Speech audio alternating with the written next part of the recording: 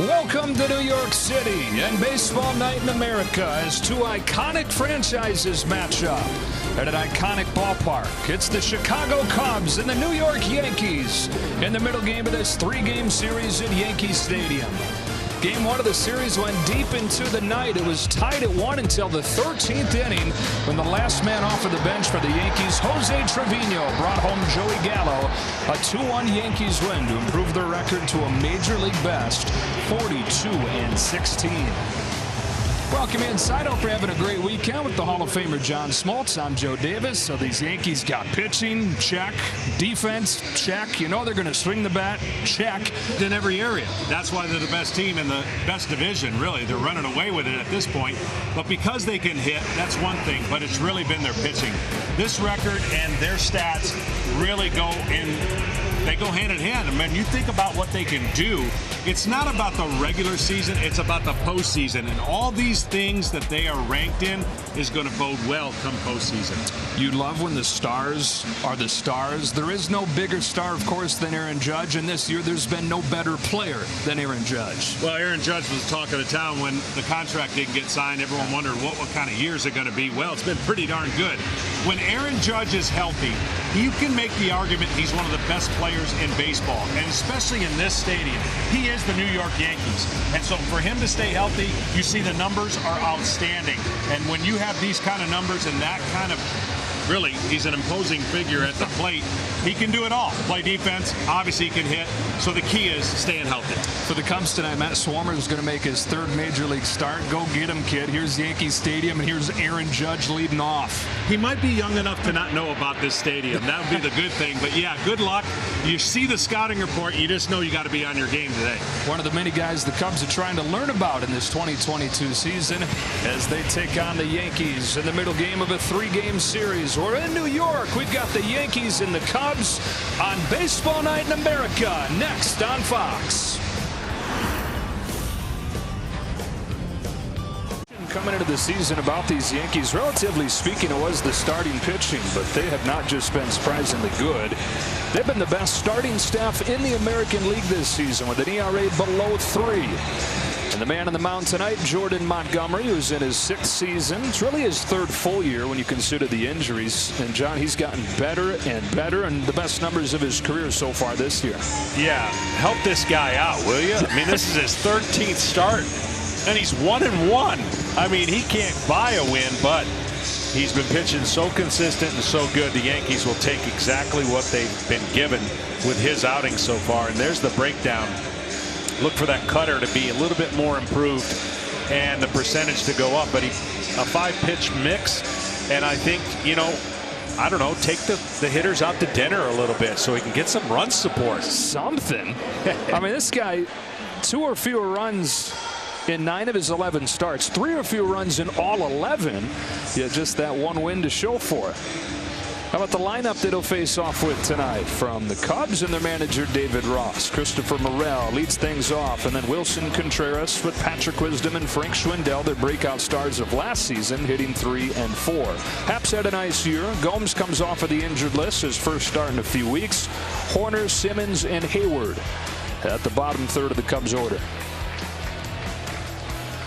And that man coming to the plate has been a bright spot for the Cubs this season. Christopher Morel came up on May 17th, hit a home run in his first at-bat, and he's reached in all 22 games.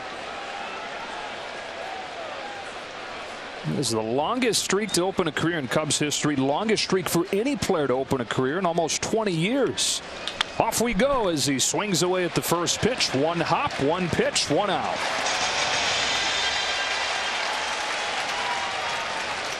Isaiah Kiner-Falefa, one of the stabilizing pieces of this Yankees defense. And we talk about the pitching, we talk about the hitting, but the defense vastly improved from last year. Yeah, very much so. And that really plays into every aspect of your pitching confidence. And then the hitters don't feel like they have to score 9 runs, that they can do that. They've seen a couple games where the run production was up there, but for the most part, this has been a pitching-eccentric team. The defense is kind of playing on that momentum of the pitchers. 1 away in this first inning for Wilson Contreras. He swings away at the first pitch and cues it foul. Well, the Cubs are going to be aggressive, I would think, and especially this guy. He's always aggressive on that first pitch. He's having a nice year. The question will be, will he be there at the end of the year, or will the Cubs move him if they continue on this current trend where they miss the playoffs? One of the last links to the glory days for the Cubs. Wilson Contreras swings and misses at a nice curveball. Be a free agent at the end of the year. They've had extension talks through the years, haven't gotten one done. And so it feels like it's most likely going to be him on the move, like they did at the deadline last year with Rizzo and Bryant and Baez. Contreras probably next. On an 0-2 from Jordan Montgomery. Takes in the dirt. And did that clip him on the way by? He says so. And it did. Contreras hit. Cubs have their first base runner. Yep, you don't have to be hit in the air. You can be hit on the bounce. And this was a spiked slider that he was trying to backdoor. And if it got him, it barely got him. Yeah. You look at the back knee. All over the plate. And yep. That's how you want to get hit, by the way. I mean, from a hurt standpoint, right. Like it won't hurt as much. And you're on the mound saying, really, really, if I'm going to hit you. Contreras gets hit as much as anybody, by the way. Top 3 in baseball over the last few seasons. That might be the softest one yet. So he's on. Patrick Wisdom is up. Patrick Wisdom has a ton of power, but he has a ton of strikeouts. So it's pretty much kind of feast or famine. You see the numbers there, the 226, 40 homers. Nothing to sneeze at there, but 230 strikeouts in 162 games. So that is his Cubs career now. They acquired him midway through the 2020 season. Played just a couple games in 2020 and then came up midway through last year and set a Cubs rookie record with 28 home runs. But you're right, he's had the #1 strikeout rate, as in the highest strikeout rate in the majors since joining the Cubs. And what comes with that, he's also averaging the most pitches per at bat. So he's taking a lot of pitches, working the count, but then getting deep in the count. And the feast or famine approach with 2 strikes is kind of self-explanatory there. On a 1-0 pitch, he swings and misses in front of a changeup. You know, it used to be, as a starting pitcher who used to hit, that was my mentality. You got nothing to lose. Swing. I try to swing for the fences every single time, once every 5 days. But that's a little different than, let's say, having 4 of those guys in your lineup. It's a little difficult.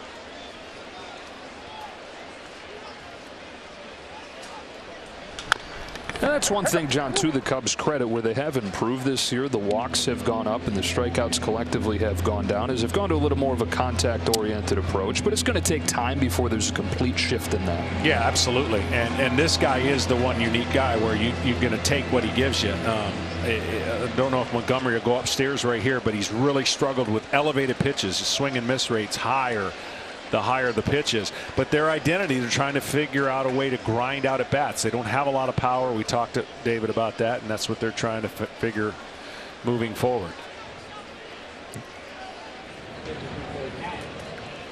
Cubs out hit the Yankees last night 9-6, but just the 1 run because they went 0 for 9 with runners in scoring position. And back to the last few games, they're 0 for their last 33 with runners in scoring position. That's how you lose a bunch of close games like they have. Dropped 4 in a row, 3 of those in extra innings. Montgomery really paying a lot of attention to the catcher Contreras. Yeah, no real need to right now, but you know, being left-handed and getting that out, you got such a huge advantage being left-handed, seeing the runner and then having the deceptive move.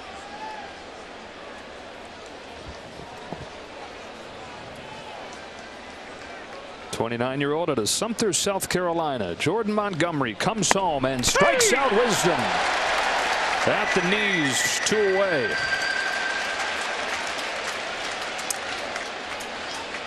Only Eugenio Suarez of the Seattle Mariners with more strikeouts than Patrick Wisdom. Yeah, good low ball hitter, but he thought this changeup was going to be below the zone, and it kind of held its plane right there. You could see the catcher doing a nice job. He didn't really need to raise it.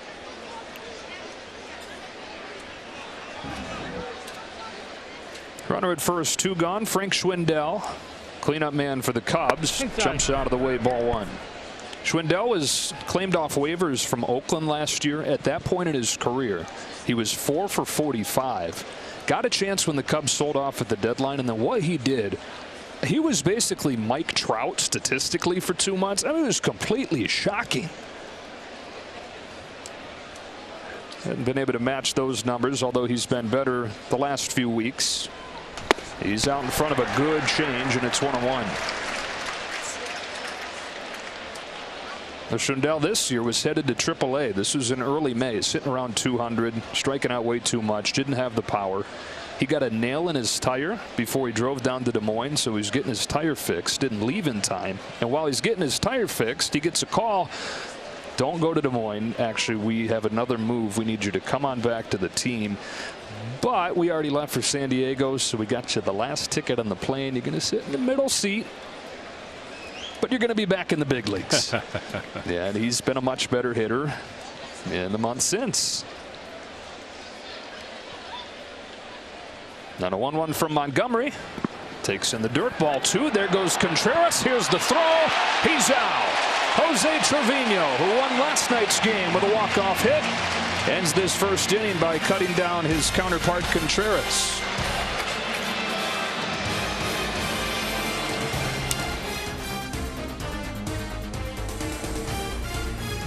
Let's see Aaron Boone's lineup. They've done this a few times this year. Aaron Judge leads off. Josh Donaldson, and then the former Cub Anthony Rizzo.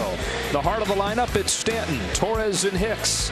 Isaiah Kiner for Leffa, Jose Trevino, and Joey Gallo's heated up over the last few days. Matt Swarmer, a 19th round draft pick out of a Division II school, Kutztown University in Pennsylvania, makes the majors as a 28-year-old in 2 starts against 2 good teams. He's given up just 1 earned run. Yeah, he's funky, and he doesn't throw a lot of pitches down the middle. He's going to move his cutter fastball in and out, and he throws a ton of sliders. And there's your basic split is 2 pitches, and his work's cut out for him today. He better have a really good slider. He throws it 2 different ways. And we could spend all night on the statistical categories that Judge leads in. And it's Judge to greet him, taking a ball. Judge is crushing fastballs. Opposite field power is something he's so known for, but he's going to have to stay off the slider. I would think Swarmer's going to want to get him to chase the slider off the plate. Wow! Way up there. Back goes Happ. It is gone! It brings rain. 23rd for Judge.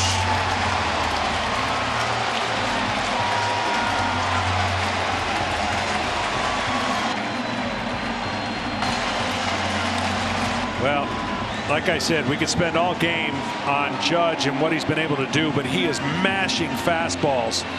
And I thought going into this game, Swarmer might throw 2 fastballs to him and 2 at-bats. Well, he threw 2 of them in his first at-bat, and he didn't get it back. On pace to match Roger Maris, 61 and 61. And he actually probably just jumped that pace a little bit with his 23rd of the year. Yeah, this ideally on paper was going to be a really tough matchup for Swarmer, making his 3rd start. Josh Donaldson now off balance, pops the first pitch up. Patrick Wisdom for the first out. I mean, it's hard enough settling into the big leagues, coming and pitching at Yankee Stadium, and then this guy's the first one you face. Yeah, and what I meant by a tough matchup is because he doesn't throw 96, that's okay. He just has to be perfect with his fastball placement. I thought today we'd see a record amount of sliders out of him based on this lineup and the way that they are. Even though they're a good slider hitting team because they face a ton of them, it's still the best pitch he'll have for success if he gets through this lineup. Former Cub Anthony Rizzo takes a fastball outside 1-0. So Rizzo facing the Cubs for the first time this weekend since the trade at the deadline last year. That ended his 10-year run with Chicago. And then re-upped this offseason, a 2-year contract with the Yankees. And even though the numbers haven't been spectacular overall, they rave about everything that he's brought outside the numbers. Yeah. See, this 2-0 pitch should be a slider. I don't know if he will with the short porch and the 2-0 count. Yeah, that's the right pitch. He just needed to start it a little bit higher. And walks are going to be okay, even though you don't want to walk a lot of guys in theory in the stadium. But if you get behind an account with the kind of stuff that he has, you got to rely on the secondary pitches, because the fastball has got to be spotted perfectly. That one was, and it's 3-on-1. 3-1. Come on back, Anthony.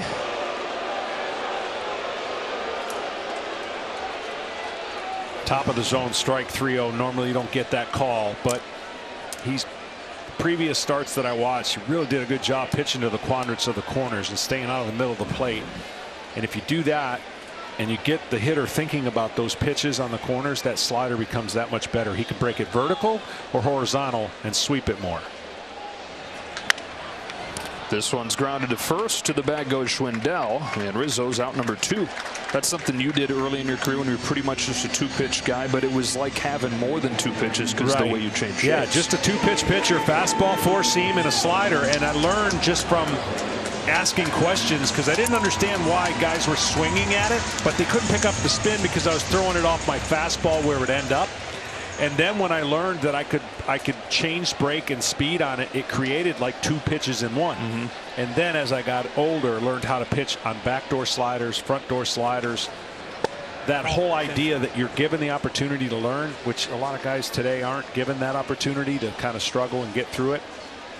The Cubs are in that position to find out a lot about young pitchers right now, even if they're not winning a ton of games. Giancarlo Stanton watches this slider catch the bottom of the zone, 1-1. Yeah, they were even before this weekend. And this weekend they had Marcus Stroman placed on the IL with shoulder inflammation. Today Wade Miley was placed back on there after leaving last night's start. And so a guy like Swarmer's got a chance to grow on the job here.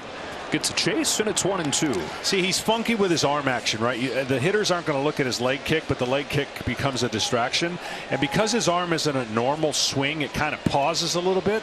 It's funky enough to where he can get away with those kind of swings from hitters. Back to the fastball, and it's fouled back. But that's the pitch. With 2 strikes, he's going to have to be better getting it up. Change the eye level. Here's the motion, all right? See how his hands are high? The leg kick gives him his arm a time. See how it goes straight back almost, and then he lands almost on a straight leg? So it's funky, and the fastball probably looks a little firmer. Back to the slider, a little bit low.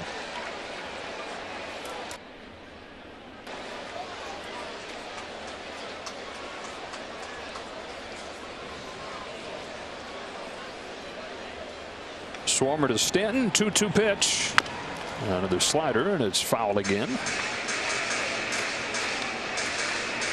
Stanton's having a good year. Of course, the whole thing with him is, can he stay on the field? He's on the injured list recently with an ankle injury. Outside that, has been healthy, and really for the last 2 seasons now has been mostly healthy and mostly productive. On another 2-2 from Swarmer, he rips a bullet foul. See, and he's getting a lot of looks at that right now. When Stanton gets 5+ pitches per at bat, his numbers go up. When he's struggling, it means he's swinging early and missing the pitch and not recognize it. So now he's gotten a look at that slider. The only one he should swing at, or the one he should throw, is to start it over the middle of the plate and have it vertical drop. That's the one he'll swing over the top of the plate. Going deep into the at-bat. That's the pitch you wanted. Stanton laid off. Count goes full. And if that was closer to the middle of the plate, he would have swung at that. That's the difference, and the height difference that you have to have. I wouldn't be surprised to go right back to it. See how that's on the outer side of the plate? That's the reason he was able to check up. If that starts along the middle. On the 9th pitch, flies it to center. Morel's going back onto the track at the wall. He's got it. Christopher Morel goes up to get it and end the inning. Now Morel, who is an infielder by trade, didn't start playing the outfield until a couple of years ago in the minors, has been solid out there. Goes up to catch this one. But before that, the leadoff man, Aaron Judge, with his major league leading 23rd home run of the season. Off and rolling in the Bronx.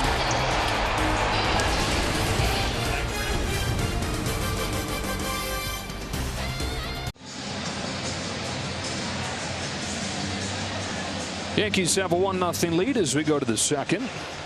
Frank Schwindel at the plate. He was at the plate when the first inning ended with Jose Trevino throwing out Wilson Contreras.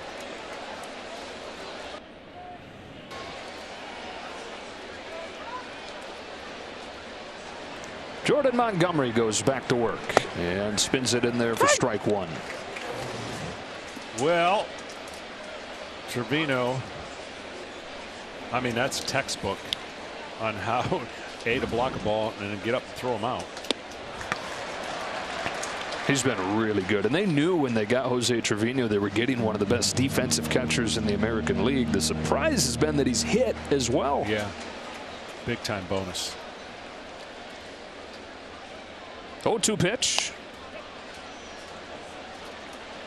Changeups are a big struggle for Schwindel.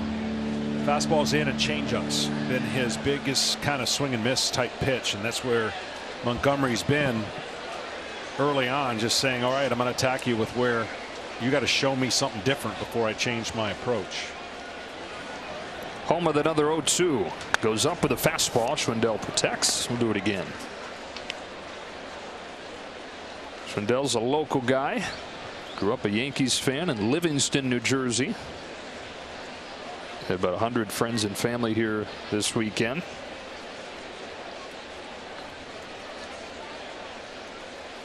And another 0-2. Lays off. Ball one.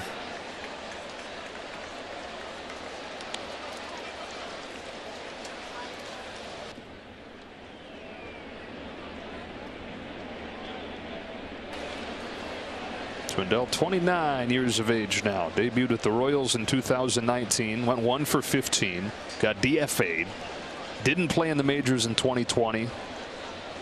8 games with the A's last year. DFA'd again. He says, though, he never thought about quitting. He said, I'm going to play until somebody tells me I can't. So until somebody takes the jersey from me. Got another chance with the Cubs and has run with it. Having a hard time getting on the key on what pitch to throw. I'd be careful with breaking balls with him. I'd lend it.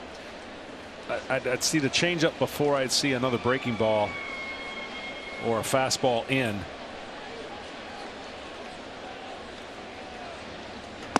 Back to the change, would have missed. That's what I miss most about not playing is not the, I obviously missed the competition, but the cat and mouse game. Getting the information, figuring out how I'm going to use that information to get through the lineup a few times, right? Just to see what a hitter's thinking. And obviously he's missed his location now. He put him in he had him in a tough spot and he got back to a neutral count. So with nobody on, you have a slew of pitches you can go to, but I would think a 3-2 changeup would be the pitch he goes right here. He's throwing a bunch of them to Schwindel. Leaves this one up, and Schwindel knocks it into center field for a leadoff base hit. Yeah, he threw the changeup, but he got it up. Frank the Tank, as they call him. Liberty Mutual player profile for the Livingston, New Jersey native who stayed in the area, played his college ball in Queens at St. John's. And now playing at Yankee Stadium, the park that he grew up coming to games at for the first time. That's pretty cool. All right, they get this report too. Montgomery knows Ian Happ loves the first pitch of the at-bat.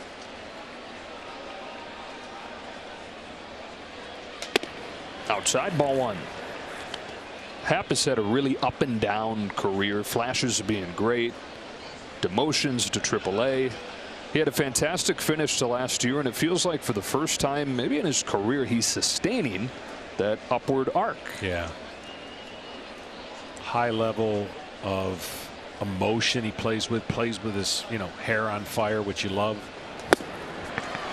Switch hitter. What was it, 2-3 years ago he led off the season first pitch with a homer, and you think, oh, here we go, and I think he got sent down that year shortly after. So he's been trying. This is his moment really to kind of go to that next level.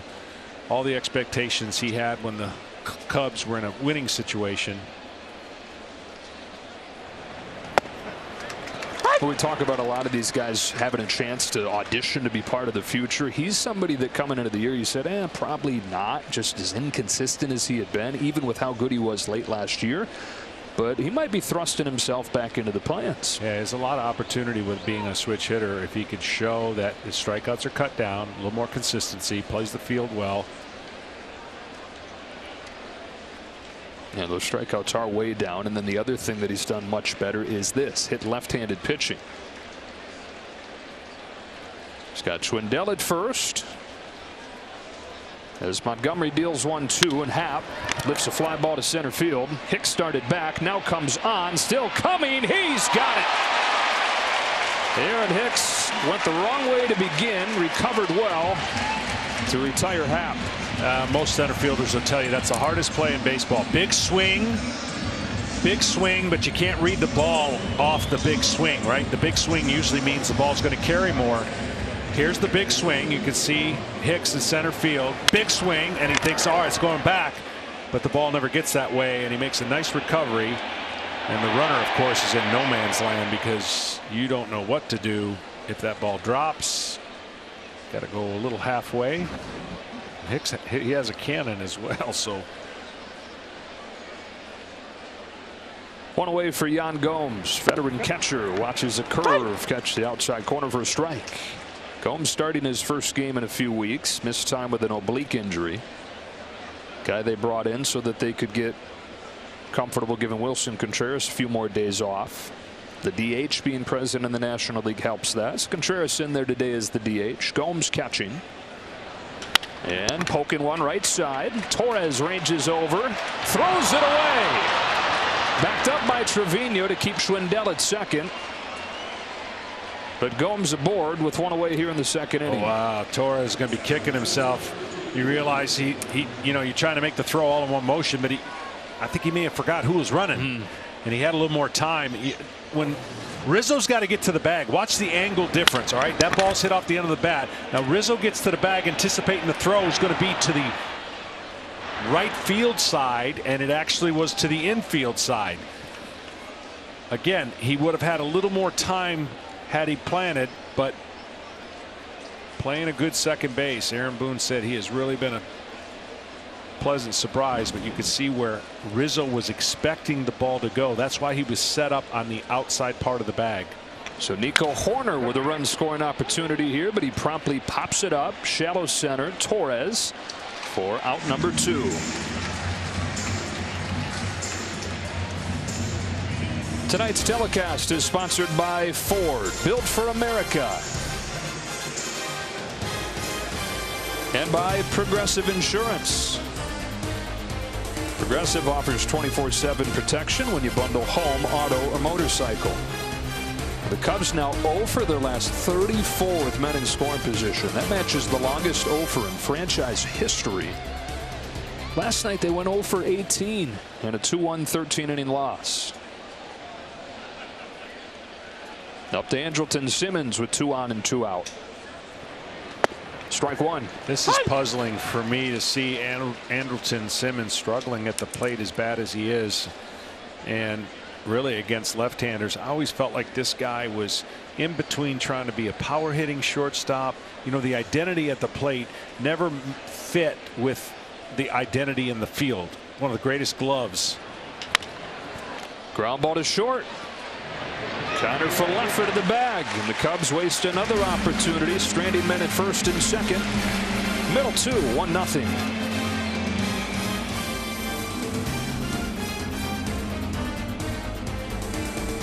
Cubs nothing. Bottom of the second. Gleyber Torres. The rookie Matt Swarmer comes home, and Torres swings and misses. Strike 1.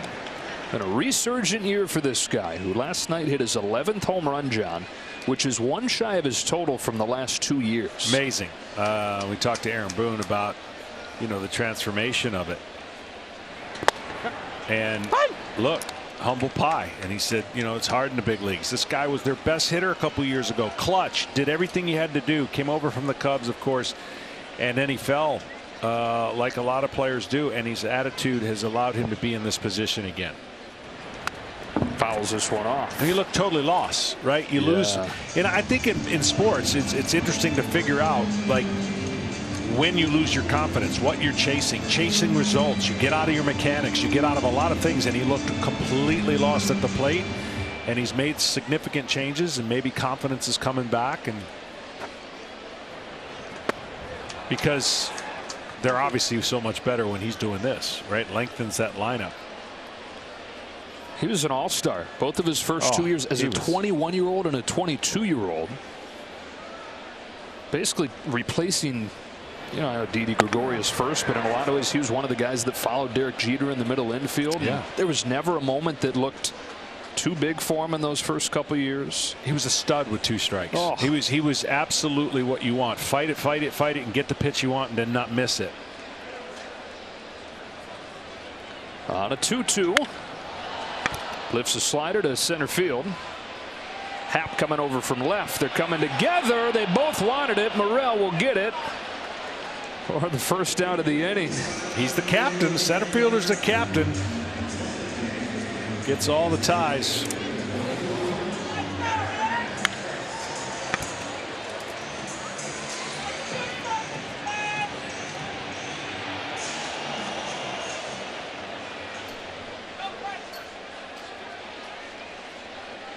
Been an adventure so far for Morel.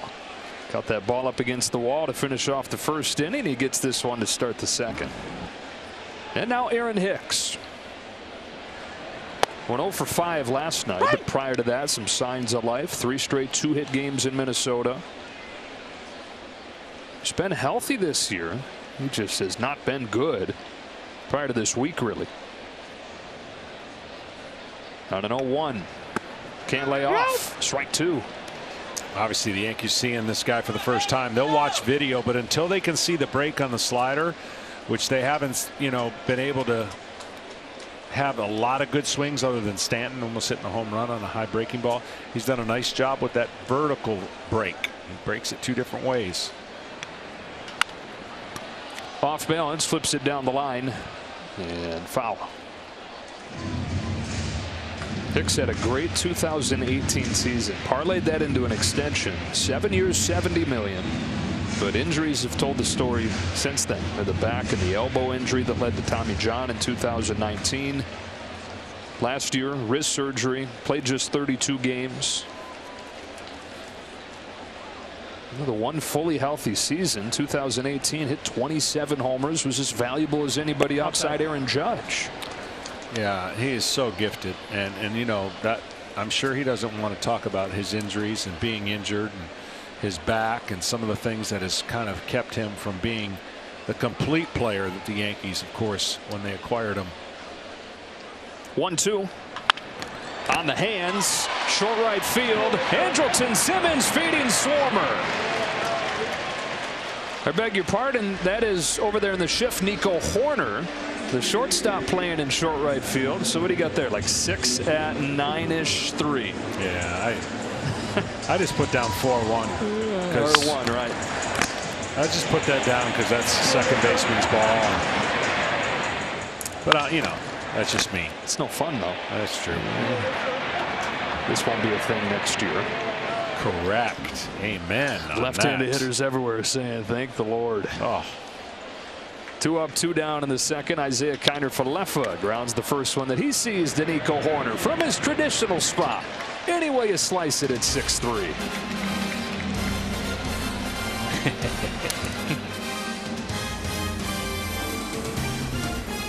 The Yankees up 1-0 as we go to the third. We've got a special guest joining us for this third inning over in that Yankees dugout. It's Nestor Cortez. Nestor, how you doing? I'm doing well. How are you guys? Doing okay. I mean, I guess that's a stupid question by me. We're showing your numbers right now. How you doing? How much fun you have having this this type of success this year? Oh, it's incredible, especially to do it in this stadium. Obviously, with this, with these fans and this team, it's been awesome so far. Jason Hayward leads off this inning and takes a strike from Jordan Montgomery. You know, baseball's so momentum oriented, and right now your pitching staff has got it going.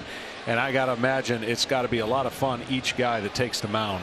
Definitely. We're here always rooting on the guys on the mound, and it's pretty special what we're doing right now. And I mean, we're just having fun with it, to be honest. You know, with these guys, obviously with Garrico and Sevi leading us. I mean, you know, us 3 after that. I mean, we're just having fun with it, and it's been great so far. We got to get the guy on the mound a little help in terms of run support, though, huh? Montgomery's been awesome, but 1 win. Yeah, he battles every time he's out there. I mean, I feel like, you know, people don't give him credit for what he does, but he's a dog when he's out there, and he's been showing it so far. They ruled that an error on Kiner Falefa, and so Hayward's aboard to start the inning. Back to the top, and Christopher Morel.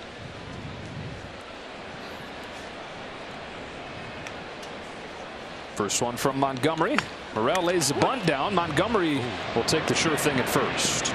Into scoring position goes Hayward, 1 out. Well, what's awesome about your staff is you got a couple flamethrowers, and then you got guys that, you know, pitch. And I love that part because it's a great mix. And you're showing what happens when you pitch. I mean, you don't have to have 98 to be successful. How have you embarked on an era where everything's velocity and spin rate, and here you are dominating? Yeah, I mean, obviously I would love to throw 97, 98 every time I'm out there, but no, it's been fun. You know, I think people respect what I do. Obviously, I play with my heart on my sleeve every time I'm out there. I try and give my 100% every time I take them out every 5 days. I think the guys are aware of it, so you know, it's just fun to be part of this team and to compete with them. Wilson Contreras takes ball 1. On that note, how do you stay fresh when it isn't every 5 days? You know, you got a little extended break, I guess, this time before your next start. Yeah. I feel like, you know, they're managing my innings, and I mean, I'm all for it. You know, whenever I can get the ball, I'm going to compete, and I'm going to give my quality innings when I'm out there. But like you said, you know, having that extra rest, sometimes it's helpful for us because obviously everybody knows it's a long season, and I just feel like, you know, you get to get your feet on and you know, just battle when you go out there. 21 on Contreras. When did you start messing around with timings and deliveries and different looks? I want to say 2019 when I first got my real stint in the big leagues. You know, I think I started doing the minor leagues a little bit, but I didn't do it on a consistent basis. And when I got here, you know, I kind of did it, and people liked it, and I was having a little bit of success with it, so I just ran with it. And for now, it's been working. Hopefully, I can continue to do so because I enjoy doing that stuff. I know the guys enjoy playing behind you. You're good and you work quickly, but I heard that you haven't always worked quickly until your dad said, "Come on, hurry things up." Yeah, back in high school, I mean, I used to grab the ball 10, 15 steps in front of the mound and walk back and, you know, just take forever. And he's like, you know, you're just wasting time and you're wasting energy. Just get the ball and keep pitching. So that's basically how I do it now. What were you doing? What were you walking around for? I don't know. Just I thought it looked cool to come up and grab the ball right in front of home plate. So just that long strut back just got me at times. Intimidate him a little bit, right? Yeah. Here's the 2-1. Contreras cracks it on the ground to short. Kiner Falefa steps into 1. 2 out. Time for the Indeed player resume on Nestor Cortes, who did not have a direct route to get to this point where he's top 5 in the American League with a sub-2 ERA. Given this journey, Nestor, how much more special does that make what you're doing this year? Yeah, I mean, like you said, I mean, I took about 3 years to actually find myself here in the big leagues. You know, with having success in the minors, I didn't know how to translate it to big leagues, and it took a while. And it wasn't until after that 2020 season where I realized what I needed to do and how to better my pitch package. And thankfully, I signed back here in 21. And, you know, the guys that we have here, you know, have helped me out tremendously. I think, you know, bringing that new slider that everybody's throwing out here in the organization and just knowing what my pitch package was and understanding it has helped me, you know, a lot, really. Yeah, what I was going to say is how much overkill information, or how much information do you take in? How do you balance all that's thrown at you and still function, you know, when you have all this information about hitters and et cetera? Yeah, I think you just got to, you know, take it with a grain of salt, to be honest. You know, obviously, I think to be here and pitch on this stage, obviously you know what works and what you have going on. And you know, when you get information thrown at you, you just got to take it and see what works, and just battle with it. To be honest, every 5 days, not try and think of what you're doing out there, but every time you take them out, just compete. 0-2 on Patrick Wisdom. Jordan Montgomery trying to pitch around the leadoff error. Hayward at second.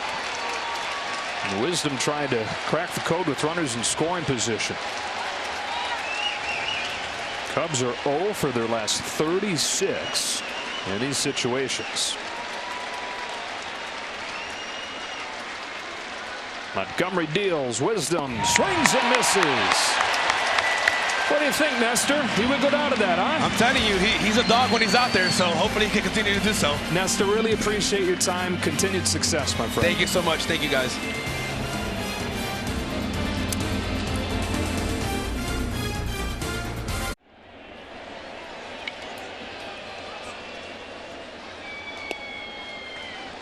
Jose Trevino leads off the third for the Yankees and takes a ball from Matt Swarmer. The hero in last night's game in the 13th inning. Cubs were 0 for 18 with runners in scoring position. Yankees at that point were 0 for 18 with runners in scoring position before he did something that looked a lot like that, and that is hit a BB into left.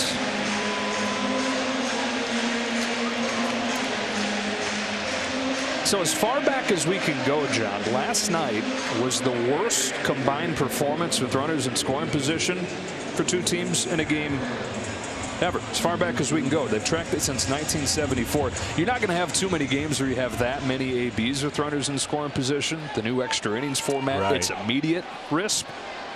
But it was only the third time since they've put this new format on a few years ago that it went that long without a run scoring. Yeah. 3 scoreless innings, even with the free runner at second. I think that's the 7th game of 13 innings, so that just cuts down the length of these games being played in the wee hours. Swarmer to Joey Gallo now. The corner with a strike. This might be Joey Gallo's best week as a Yankee. He needs 3 home runs in 4 games. Yeah, this last 8 games is more indicative. You know, they're not expecting him to hit 296, but he was on a pace going the wrong way from an average and a swing and miss. And was hearing it and relentlessly booing from these fans who expected more. There's an all-star each of the last 2 all-star games he's been at in a Texas Rangers uniform. Came over at the deadline last year and has not done close to what he did all those years in Texas. Look, when you're comfortable in one place and he is who he is, I mean, it fit well in Texas. You make that change from Texas to New York, it's not for everybody to handle, and it has been a rough go from him coming here. And you would think that short porch would be incredible for him. But when you're missing close to 40% of pitches against right-handed pitchers, that's the money side, right? That's the side. And so, yes, he walks and he hits homers and he strikes out. And at least this year's Yankee team complements each other better. They can afford to have a guy like that. And the other thing, John, they can afford to wait for him to figure it out because they're so good without him doing anything. That's exactly right. And that's what when you have a lineup with too many of those type guys, that never wins in the postseason. And when you talk about the Yankees drought in the postseason, when it comes to World Series, that's been a big part of it lately. This is the best team I've seen, not just because they've got the best record right now, but because they have a capacity to put the ball in play more and pitch better, gives them a better chance to go deeper. Gallo down swinging on the high fastball. Swarmer's first K, and here are some of those boos that Gallo's been hearing for a while now. It's 1-0 Yankees and a home run from this man, the 23rd for Aaron Judge. Yeah, that first pitch right there would be more indicative of what you would want. That was like a show pitch. That show pitch got hit, and when I say a show pitch, you're trying to do something different that you would normally not do, and you're hoping the guy doesn't hit it. Well, he did, and he didn't get it back. Strike one with a fastball. Now that fastball, which I don't know if we'll see another one, that fastball should set up the rest of his sliders. Throwing a fastball on the outer part of the strike is what you've got to do. You've got to make Aaron Judge, even though he can hit the ball the other way for homers, you've got to get him to expand the plate laterally. In the air to left field. Got this one off the end of the barrel, though, and Happ will put it away. And a sigh of relief for the guy making his third big league start. Yeah, that one shouldn't have been back.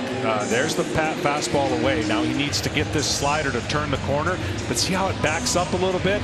That's middle cut. And I don't know if a hitter expects that to be middle cut when it's supposed to break away. And so that's a bonus out. for Mr. Swarmer, because you don't want to throw that pitch again. Not too many times are you getting that back.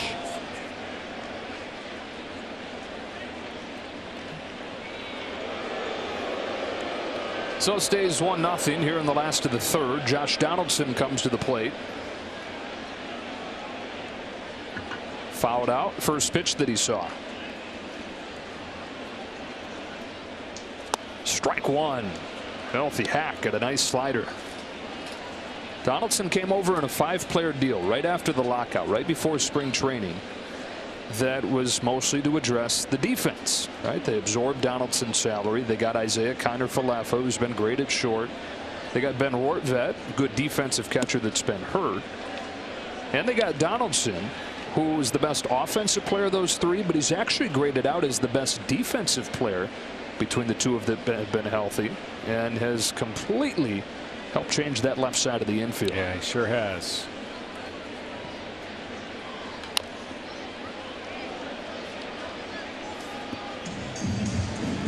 First 5 seasons in the majors for Donaldson. He won an MVP. He was an all-star 3 times.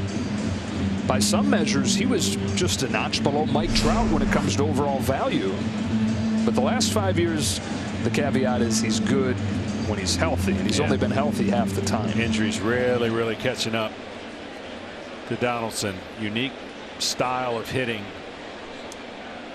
and theories on hitting.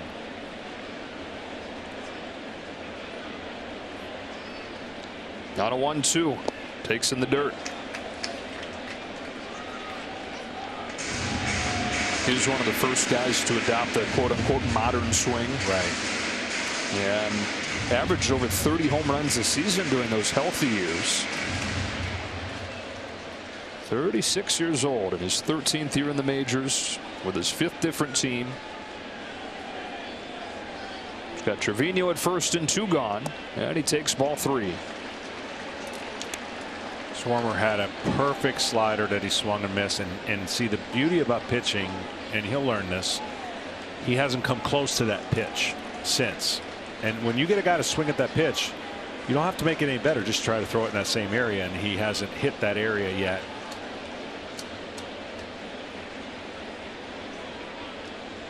Here's the 3-2. It's fouled off.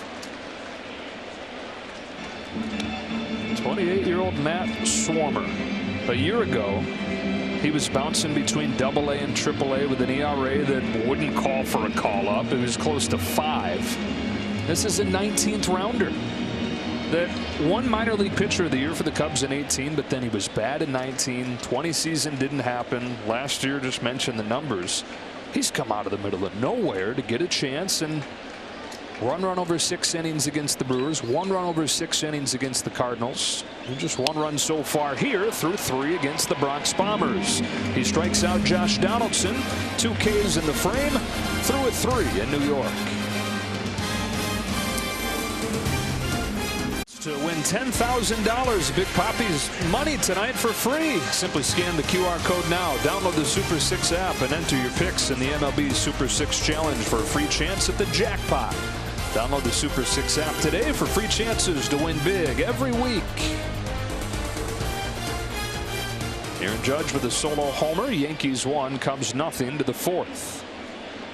Frank Schwindel singled his first time, leads off this 4th. Happ and Gomes to follow against Jordan Montgomery.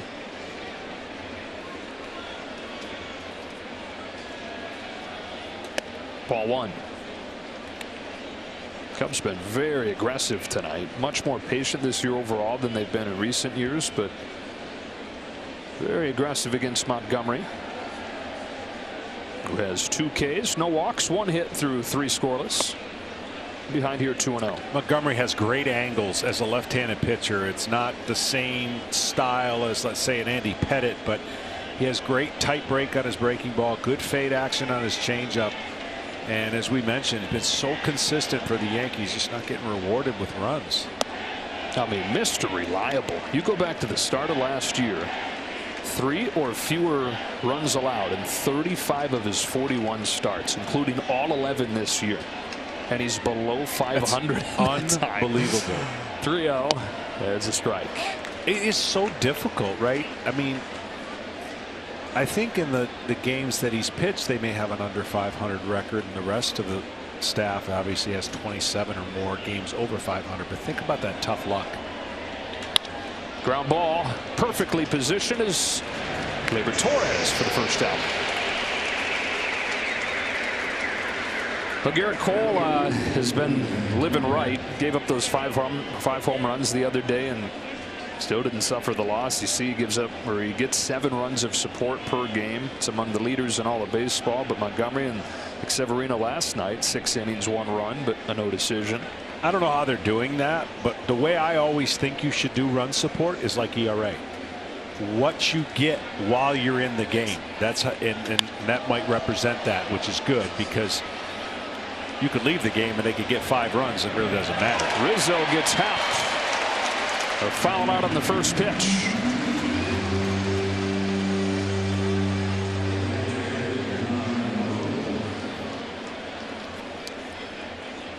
See, I came up with my own little analytic stat when we were playing. Yeah, what was that? FRS. False run support. Okay, go on.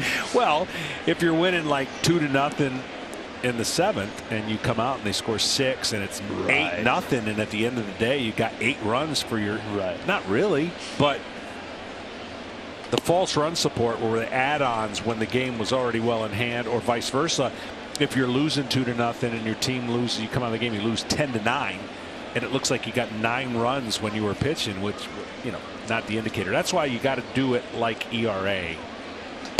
1-1 on Yan Gomes. Runs while you're in the game. And I'll guarantee you that that number goes down for Montgomery because he's not pitching 9 innings every time. He's only pitching 6 innings. Although he's been going deeper and deeper. This entire staff has gotten deeper into games, and Montgomery at the head of that list. 3 consecutive starts he's pitched into the 7th, John. That happened 4 times all of last year. Yeah. Well, he looks good mechanically, and when you're good mechanically, you feel like you could pitch a lot longer and deeper into the game when you're not battling. He's not missing by 2 feet, you know, in location.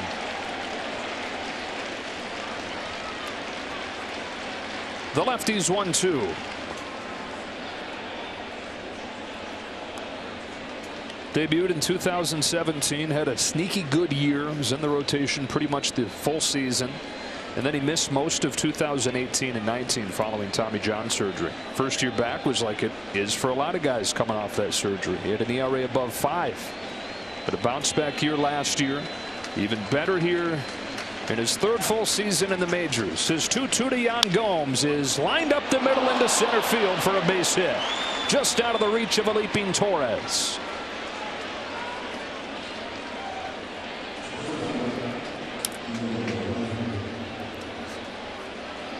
Pretty good hitting right here. They're trying to go in, and he gets the barrel of the bat right through the zone. He kind of pulls his hands in, gets it off the end there, and fights it off to right field. Good 2-strike hitting. Torres got up there.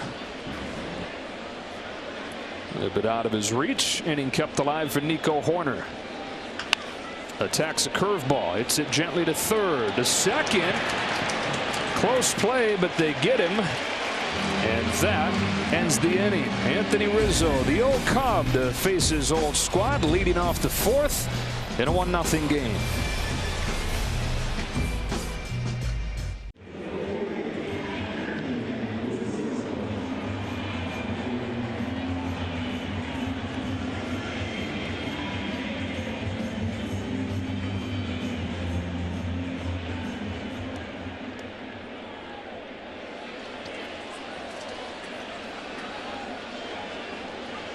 It's Anthony Rizzo to lead off the 4th for the Yankees. Matt Swummer comes home. Rizzo attacks the first pitch, hooks it down the line, just foul. Rizzo, we had a shot earlier of him looking at that iPad and looking at the pitch selections that he faced the first time off a pitcher he hasn't seen, and this pitcher is really kind of surviving with 1 pitch right now. Fastball is kind of a show pitch, and we thought that would be, or at least I thought that would be the case against this lineup, and he'd have to use a lot of his sliders. And you tell yourself as a hitter, when you get to see the pitches the first time, you say, okay, from the knees down, I'm going to lay off of everything that I see spinning. Well, good luck doing that in the moment and recognizing that spin that he has, which is funky, and his arm action funky. Man, because that's the tighter one, and that's what makes him so difficult, because he'll throw a slower one, but then he'll spike this one on the inner half of the plate with tight break. Looks like a fastball, even though they're not going to see a ton of them. Hitters have a hard time laying off of it. Swarmer to Rizzo, 1-2. Lays off this one.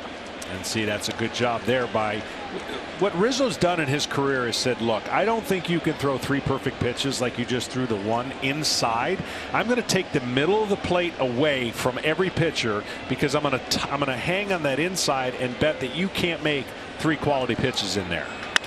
Digs this one out. Waiting in short right field is Nico Horner for the first out of the inning. Anthony Rizzo, the 10 years with the Cubs, one of the great Cubs of all time, considering everything he was a part of. Came over in the middle of 5 straight last place finishes. When he joined the Cubs, it was a 101 loss team. Then he signed a 9-year deal, and the Cubs offered an extension before last year that they didn't agree to terms on. So he was traded along with Bryant and Baez at the deadline last year, and has talked about how he was bummed that they couldn't get a deal done, but is really happy here. And winning is the biggest priority, he says, at this point, and the Cubs are not at a stage where they can do that at the level of the team that he chose to play for. Yeah, he's going to be great here, and when we talk about, you know, the shift going away, he's even going to be greater, even though that short porch is where he wants to go. 21 on Stanton, because he's not a high strikeout guy. He's a guy that helps this lineup, right? You might have a little bit of a higher strikeout guy in Stanton. We already talked about Gallo.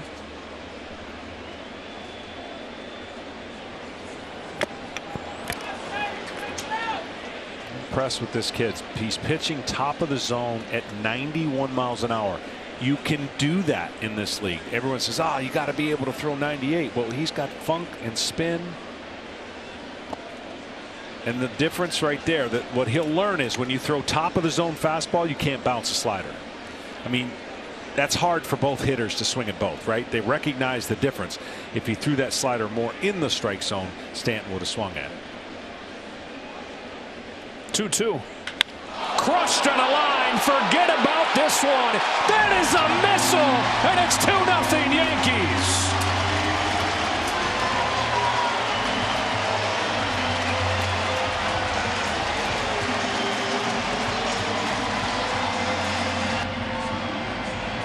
I know we're going to get the stats on this. That's one of the fastest home runs I've seen here at Yankee Stadium. Meaning how fast it got out. And that slider hung right down the middle of the plate. And Stanton crushed it. Tied for the hardest hit ball in baseball this year. He ties, of course, himself. Yeah. So Stanton joins Judge. A pair of solo home runs off Matt Swarmer. Yankees 2, Cubs nothing. That's the one thing Swarmer early in his career has given up the long ball. He hasn't given up a ton of hits, but the long ball has been part of the runs he does give up. Gleyber Torres sends one to right center field. Morel's going back. They've gone back to back.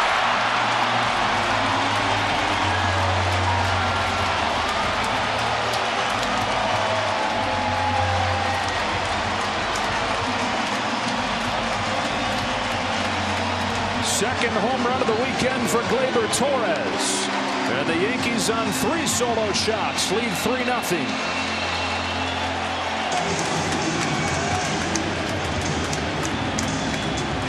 Now that is the Torres of old. When he's taking that pitch to center, right center, he's staying on the ball. Trying to pull that ball is where he's been pulling off when he was in his funk.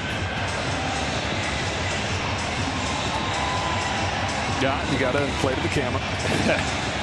Well, the Yankees are known for their homers, and they've got 3 solo home runs. They haven't had great success when they don't hit a homer in a game. Well, that hasn't been the case today or tonight. They've 3 solo home runs, and they're all from the right-handers.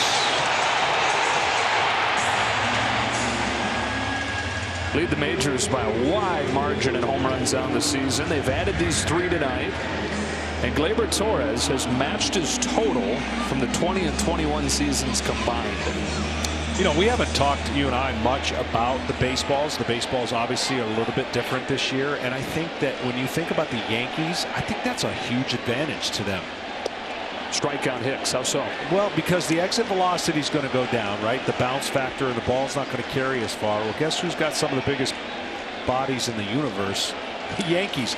And Judge, to me, is the guy that goes gap to gap, and he goes right field, left field. That ball and the way that he swings, he'll have an advantage over the rest who aren't used to the ball not carrying as much. And I think it does. I think the Yankees have a lineup that this should really benefit if the humidor is doing everything that we think it's going to do from a neutral standpoint to every ballpark.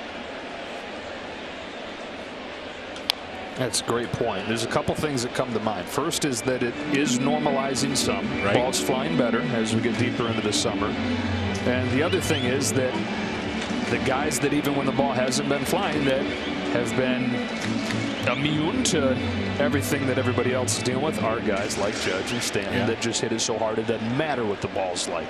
Right. They've been showing, though, the evidence of Hicks down on strikes. the same exit velocities are going a little less farther. Right. So if you have that science and you have gigantic human beings, which they do, that tends to bode well for their swing arc and plane and the way the ball comes off their back. Now 120 you can hit a wiffle ball and it's going to go. Right. So ball one on Kiner-Falefa. Well, the game plan of any opposing pitcher when they come into this stadium, and I used to do the same thing, make them solos. Make them solos. Solo home runs usually don't beat you is the general rule. And so far those are exactly what the Yankees have been able to do. Yeah, and for Swarmer, you mentioned he's been giving up his fair share of home runs. He's given up now 11 hits in the majors. 6 have been homers. 5 have been solo shots. Yeah, that's the way to do it. Gives you a chance. Absolutely. The 3-run homers are killers. Those are hard to survive unless you're up by a bunch.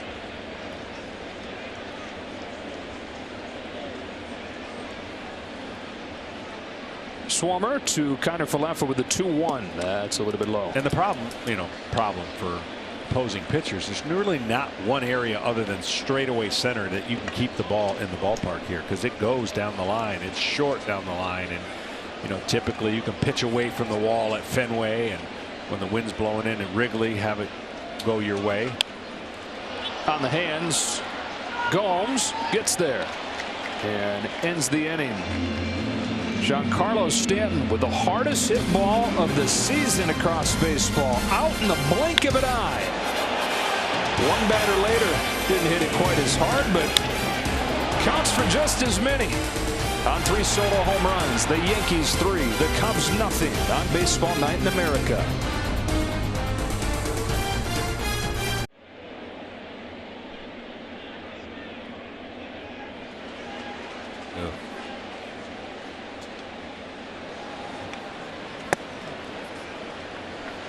Andrelton Simmons leads off the inning for the Cubs. Takes ball 1 from Jordan Montgomery, who's saying, this is a little more like it. Give me a little help, guys.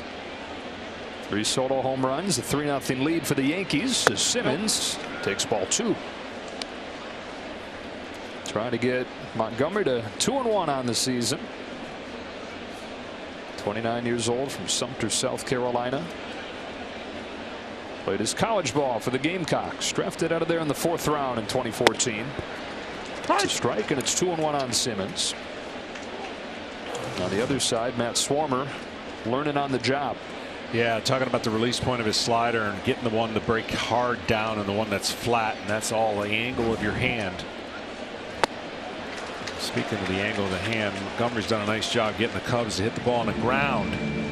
9 of the 13 batters ground balls, and that means your stuff is down, electric, and you got the Cubs off balance. Here's 2-2. Another ground ball sized up by Donaldson for the first out of the inning. He's not striking nearly as many guys out as he has at other times in his career, but by far the highest ground ball rate of his career, by far the most weak contact that he's induced, as he's thrown that sinker, that ground ball pitch, more than ever. And that's huge in this park, right? This is a fly ball heaven. I mean, for hitters, they're trying to get the ball in the air, and if you can get them to hit it on the ground, especially with the improved defense that the Yankees have, you're going to have collective success, and that's what this team has done. You got Severino and Cole who can strike out a ton of guys, and then you got some crafty guys that can mix and match. Cortez, Montgomery, Tyon. Hayward pops this one into right. Back goes Torres. Calls off Stanton. 2 up and 2 down in the 5th. You put it all together, you've got what came into the season as the biggest question. Not a huge question, but when you're looking at the whole roster, what's your biggest concern? How good's that starting pitching going to be? #1 in the American League. Yeah, and that it may be hard to keep that up all year, but you know, I look at every ball club that goes to the postseason, falls short, and what are they going to be like the next year? If you get improvement out of your players, that's huge. You knew Severino was going to get better. He has. Cole's Cole, but Montgomery's been better. Cortez has been better. Every facet of their club in the pitching department, you could make an argument they've all gotten better, and that's why they're in the position they're in. It's a 1-0 to Morel. It's grounded to third. More weak contact on 8 pitches. Montgomery goes 1-2-3. Halfway home in the Bronx.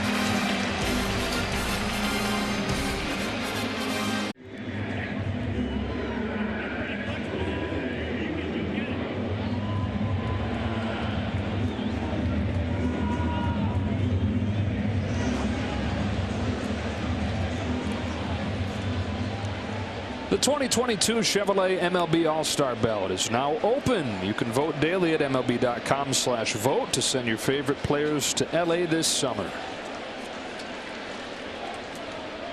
Matt Swarmer in his 3rd major league start has given up 3 home runs, all solo shots. Misses with his first pitch to the 8-hitter Jose Trevino. There's the lone hit of the game that is not a home run for the Yankees. That's a single back in the 3rd. Now, Trevino, they got knowing that he was a great defensive catcher, light hitting defensive catcher, but over his last 17 games, he's hitting above 400 with some big hits in there. A couple walk-off hits, including last night. Hooks this one down the line towards the pole. If it's fair, it's gone. Off the pole. Solo shot. 4th of the game.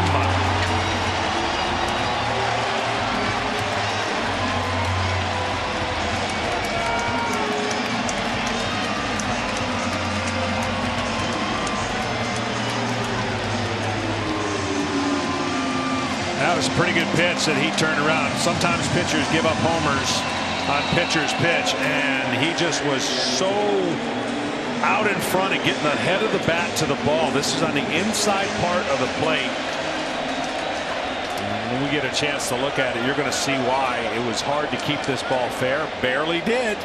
Hit the foul pole or the fair pole. Strike on Joey Gallo. 5th of the year for Jose Trevino.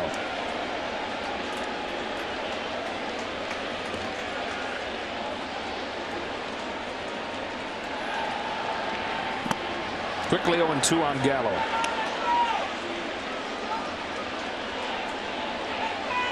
Trevino hit, sorry, John, hit 9 of them his first 3+ years in the majors. Already 5 here. Yeah, he's locked in. It's a beach ball right now. No need to make this pitch any better. Go back in a little further with the breaking ball.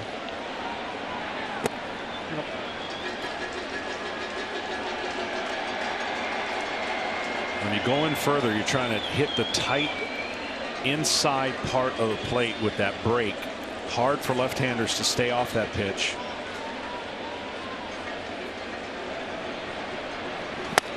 He gets Gallo for the 2nd time.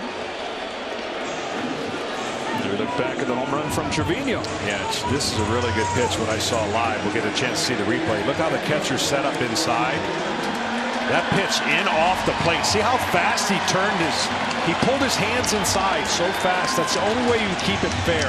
Chokes up on the barrel, but he's quick to the ball. Hits it out in front. That's what they talk about, hitting it out in front. When you hit it out in front, you're going to pull it. And pull it he did. For a home run. Judge in the dirt, ball one. The Yankees offered him $213 million before the season. He said, nope, watch this. And is putting together a career year. Hits this one hard. Left center field. Aaron Judge again.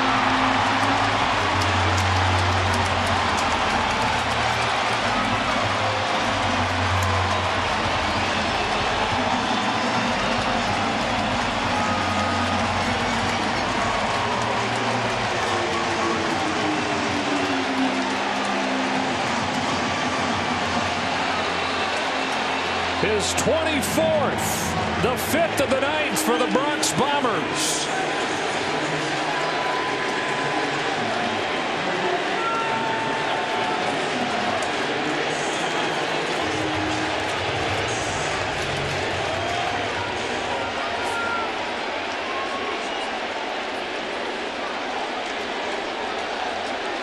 Well, the problem for David Ross is you don't want this poor youngster have his confidence crushed, but he needs innings.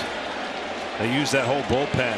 You know, both managers were hoping they could get some innings, so he may have to wear it a little bit here now. 5-0,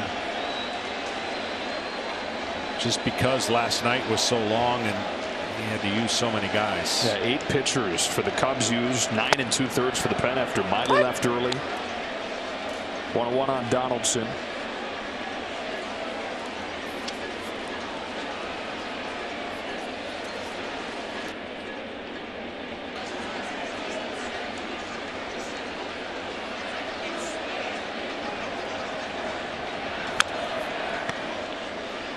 Only 5 players have hit 60 home runs in a season. Aaron Judge is now on pace for 66. Yeah, and that key on pace is that he stays healthy. And I know Aaron Boone is going to do everything he can to get him off his feet every once in a while, give him the rest he needs. And that's the hard part, right? I mean, when you're going good, how do you balance giving a guy a day off when he's going as good as Aaron Judge is? Well, the team's going great, so they can absorb that, obviously. But just based on the last few years, you get some data of history, and history's not on Judge's side from a standpoint of being able to stay completely healthy. And that's why coming into the year, the offer the Yankees gave him wasn't a low ball offer, given the injury history and given the age. He's 30 at this point. But he's putting together a season that could change that whole setup. Well, when you're staying on the ball and you're not pulling off the ball and you're as comfortable as he looks right now, pitchers are like uncle. Fly to right center field by Donaldson. Morrell making the call and the catch. 2 away. One more look. The second home run of the night, the 24th of the year for Aaron Judge. Again, middle, and that is not a good place to pitch Aaron Judge, and you could tell that ball got out in a hurry. You know what? I never was a big fan of people bringing gloves, but at this stadium in the outfield, yeah, bring your glove, because they're coming in hot. Both sides, too, right? It's as many of them as anybody the other way. Yankees, John, we mentioned that Stan's home run was the hardest hit ball in baseball this year. In the StatCast era, where they've been tracking how hard balls hit, that's back to 2015, Yankees account for the 4 hardest hit balls. It's 2-0 on Rizzo. Of course, Stanton had that one 120 tonight. He's got 3 of the top 4. Judge has the other. And they're starting to come up with better stats, because that in and of itself is just a sexy stat. Like, you could lead the league in hardest hit balls and strike out 230 times, right? I want, and I know they tried with barrels and all this, but what I love, and I could tell you that it would indicate, I could predict who some of these guys would be, value every contact as, like, you drive your car to LA, from New York to LA, you're going to have an average speed. It's not going to be as sexy, the stat I'm talking about, but if you swing and miss, that's 0. If you put it in play, it's X, right? You put it in play, whatever that is. Give me that collective average velocity off the bat, and I'll show you better hitters in that they won't look as sexy. They're not going to average 90 off the bat, but it's going to show you the guy that and value the better hitter on your club. So we get caught up on the individual, and believe me, those are phenomenal numbers, but Judge has the combination of both now. 3-2 on Rizzo. You know where I'm going with that? Like, totally. If you love it. Joey Gallo, for example, is going to have exit velocity through the roof when he hits it. But because when he hits it, but his average his average like miles per hour would be super low, because no one equates for a swing and a miss as 0, and that's why I think that stat should exist. High fly ball off of the bat of Rizzo. He joins the home run party. 6 for the Yankees.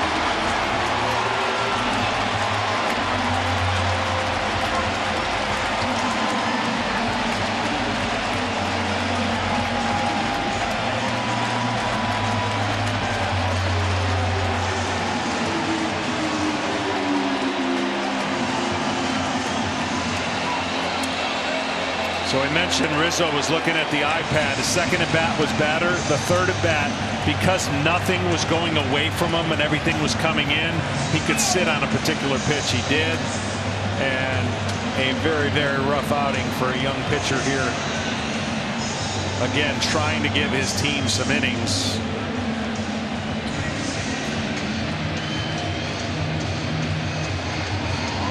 '15th for Anthony Rizzo, 4th over his last 8 games. The 6th one tonight allowed by Matt Swarmer.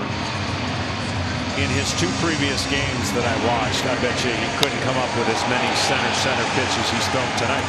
And the problem, the reason that exists, he's facing a great team in the Yankees, but he's facing them in their ballpark, and fly balls usually don't stay in the ballpark.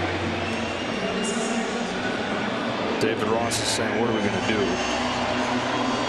You feel for the guy, but you just mentioned it. 8 pitchers used last night out of the bullpen. Covered 9 2/3 after Wade Miley went short, so Swarmer having to wear it. Catches the corner with the first one to Stanton.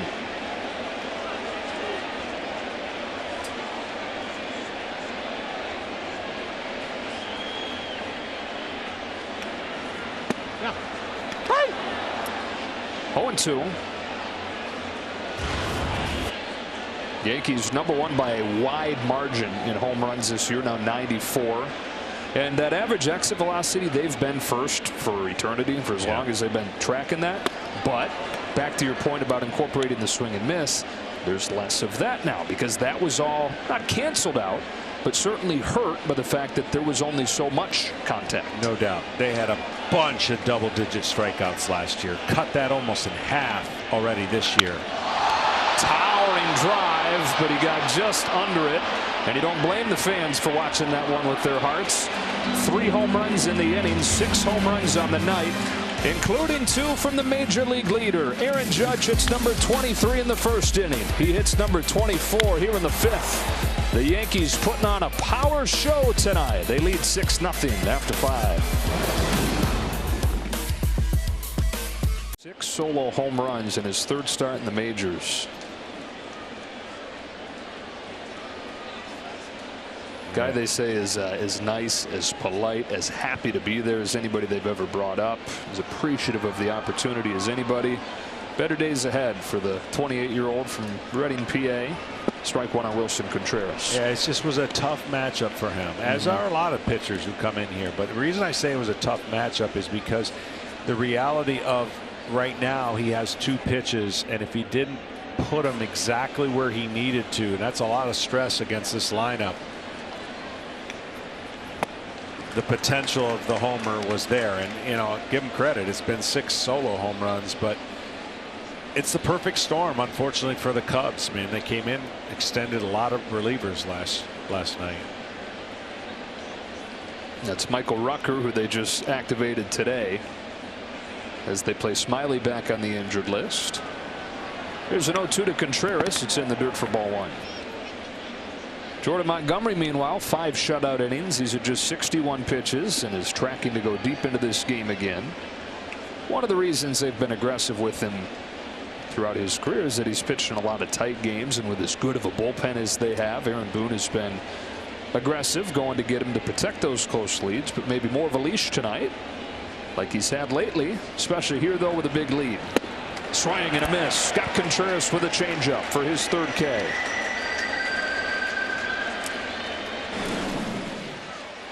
Now here are those 6 home runs from the most powerful lineup in baseball, making all the mistakes hurt. Only one of these pitches was a really good pitch, and that was it. Meaning the ones he's given up homers, everything else is center cut and hanging in the middle of the plate. And against a team like this, you just can't get away with them. I mean, you're going to get fly balls out of them, but mostly fly balls that the fans are going to catch. And you know, you hate to see it, but you know there's an opportunity to learn from it. It's only been a handful of starts, 3 starts, and that's a tough task for a youngster to come into this stadium and face this team. Ground ball off of the bat of Patrick Wisdom to Kiner Falefa, 2 away.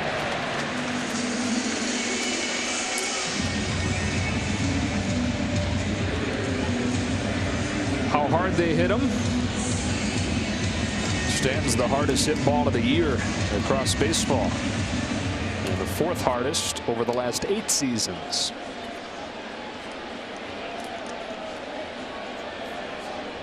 I love what you're talking about, though, having some kind of category that factors in the swing and the miss. Yeah, it's got to be. It's 0, you know. And again, like I use the analogy when you're leaving your house and you're going on a trip, you're stopping at red lights, you're stopping at stop signs, so your average mile per hour doesn't look like you've gone very fast, even though the majority of your trip is going to be at 70 miles an hour on the highway.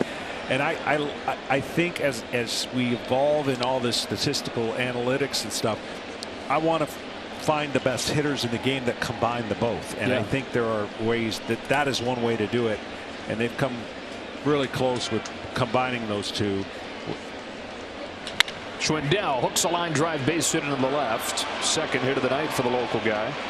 A couple years ago, LeMahieu was one of the top on that list because he didn't average 100 miles off the bat, but he didn't strike out a lot, and he got a lot of hits, and he had a high average, and he combined the both of those that make it truly identify the hitter that you can look in your lineup and go, runners on 3rd, less than 2 outs, that guy's getting them in.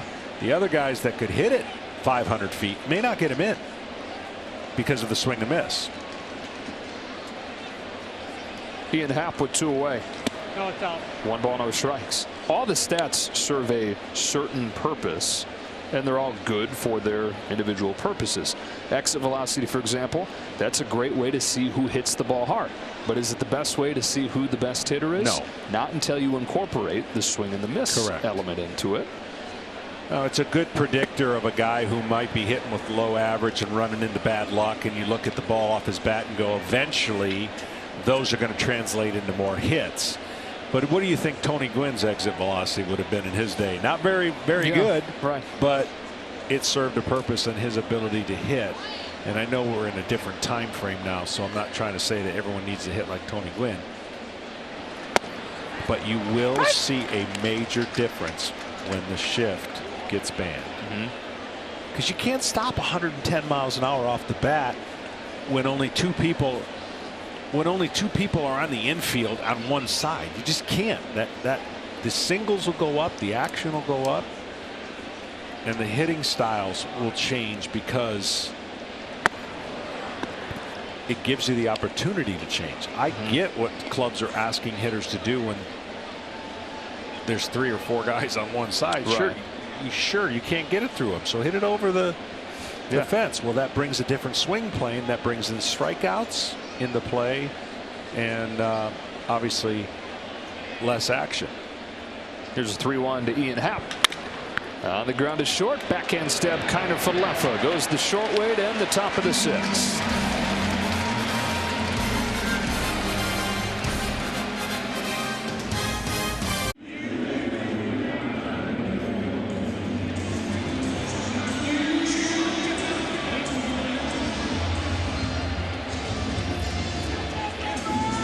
Get out and play ball this weekend. Free events are being held in communities across the country through tomorrow. Visit MLB.com/playballweekend for more information.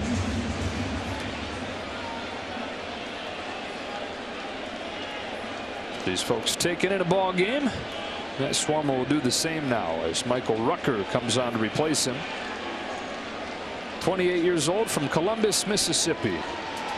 Gleyber Torres watches strike 1 from Rucker. A little different angle, a little more traditional release point. 95 plus on his fastball, and he's going to throw a cutter fastball majority of the time, and then mix in his slider, curveball, and changeup. Torres on the ground through. Second hit of the night for Gleyber Torres, adding to his home run. That's the best version of Torres I've seen in a long time. Up the middle, not trying to pull and launch every single time he was in a funk. It just looked like that's what he was trying to do too much. He stays on this slider. And again, if you try to pull that ball too much, that's an easy ground out to the left side of the field. He goes up the middle and gets rewarded with a hit. Said he spent more time in the cage than he ever has before this offseason. Right away, right when the season ended, he got to work there. Worked on his mechanics. Said he went into the year trying to simplify his mindset a little bit. Just put the ball in play. Don't think about lifting it, even though that's been part of the equation. He's not hitting it on the ground as much. And then the confidence has come, and Aaron Boone says that confidence, is a huge part of it, obviously. Well, everyone's human, and the nature of which they go about their business. When they struggle, you have tendencies to overcorrect, get too mechanical, look at video way too much, and you get into that funk, and you don't think you're going to get out. Even the greatest player in the world, Mike Trout, has gone through one of those. And it's so easy to chase results. It's so easy to lose your confidence in this game. And you got to understand, you play long enough, you're going to go through those peaks and valleys, and you just want them to be limited. You just don't want them to be as big either way, so that you lose kind of the perspective of what this game can do to you. There you go. Check swing, 2-2 on Hicks. I remember Maddox just used to try to simplify things, and he did a good job when he was with us. You know, he says, look, ride it when you're going well, win those games, and go 500 when you're going bad. And you think about that. If you go 500 in the games that you're not really good at or don't feel great at, you're going to have a great year.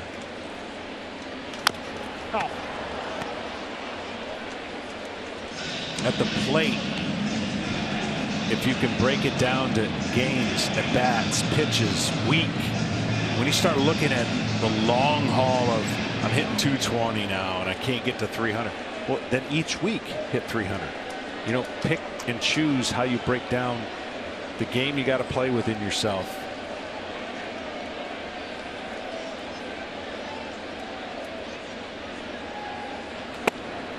Full count. You got to trick yourself a little bit, right, to get through that 162. And you always got to believe you're better than whatever the moment you're going through. You got to fake it till you make it, right? I mean, that's the hard part.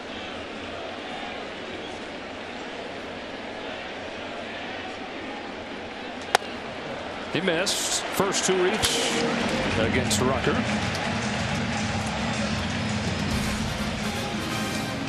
Tonight's telecast is sponsored by Liberty Mutual Insurance. Only pay for what you need. And by Charles Schwab. Own your tomorrow. How about this weather this weekend? Oh, wow. It's been great. I've been here for 3 days enjoying this weather. You just laying out by the pool with your shirt off and some tanning oil on. I can see it now. I wish that was the case. Yeah, no, you don't. You're doing exactly what you want. Strike one on Kiner Falefa. Playing a little golf. Enjoying the weather. There's a certain movie where they say we're going streaking. And there are some clubs going streaking big time right now in baseball. Yeah, that's a base hit to right. They're going to send Torres. Kiner Falefa knocks home a run, and it's 7-0 Yankees. Talking about a couple teams from the National League East. Unbelievable turnaround. Yeah, Atlanta Braves, I believe they won their 10th in a row today. The Phillies changed their manager. Can't lose since that's happened. Phillies have been unbelievable with a 9-game winning streak. And you can see their offense has picked it up and tightened the belt a little bit. Mets have been running away. Obviously, the Yankees are streaking. Unfortunately, the Angels are streaking in the wrong way. Latest run is. But it is conceivable with the way the system is set up this year. You could have 4 teams from the American League East representing the playoffs. And of course, the 2 best records. Trevino into right. Hayward won't get there. We'll go station to station to load him up. The 2 best records getting the bye. So the Yankees are going to keep on trucking and trying to get that bye if they continue on their trend. Well, last year, before this new system with the extra team was implemented, there were 4 90-win teams in the American League East. It was only the 2nd time in the divisional era that had happened. And you're kind of headed in that direction again. You've got Toronto's won 13 of its last 16. Boston's got the best record in the majors over the last month. They were left for dead early. Tampa Bay's always lurking there, doing what they do. And even with those teams having good years, another testament to how dominant the Yankees have been. They come into the day leading the Blue Jays by 7.5 games still. Yeah, and the only thing you could be if you're a Blue Jay is going, we just keep winning, whether we catch the Yankees or not. We want to get in the dance, right? Position yourself in a place where you can make the run that the Braves did last year in the Nationals. It's going to be a heavy loaded win total in the American League that I think of. You know, when this system got set up, they thought maybe a 500 team or maybe a little bit below 500 might make it. Not in the American League. Yeah. Well, as Gallo swings and misses strike one, over the last 8 years, because there's now 6 teams that are going to get in.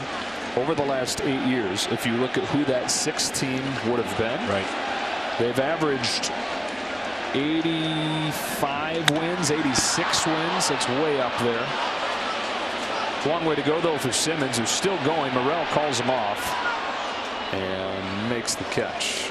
So 87 wins have been the average over the last 8 years for what would be the last playoff team.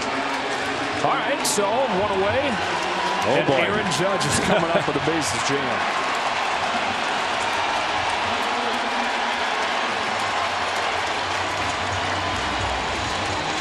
With 2 more blasts tonight. On pace for 66. And they all rise as he comes up here. Well, he's going to face more velocity, and I think if he were to connect going to right field on the pitches away, you might see a different style approach here from Rucker. That's what I thought. You know, fastballs away, sliders, hard sliders away. Very well located, but almost to the short right field porch.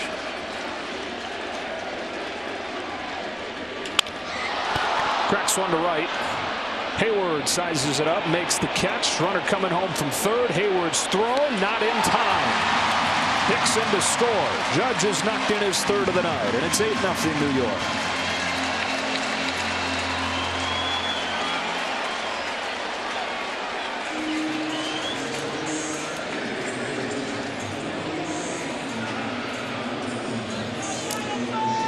Well, he went to right field, and his teammate rewarded him, right, with a sac fly RBI. Nothing, no damage to that batting average. It's amazing with the Cubs. You give up a run, and you're breathing a massive sigh of relief. Are they going to challenge that he left too early? Looks like they might.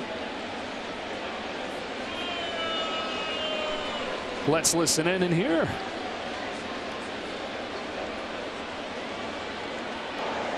Chicago is challenging the safe call that the runner left early at third base. I believe that's. We need Mark to speak up a little bit. Yeah, they are going to see if he left early from third.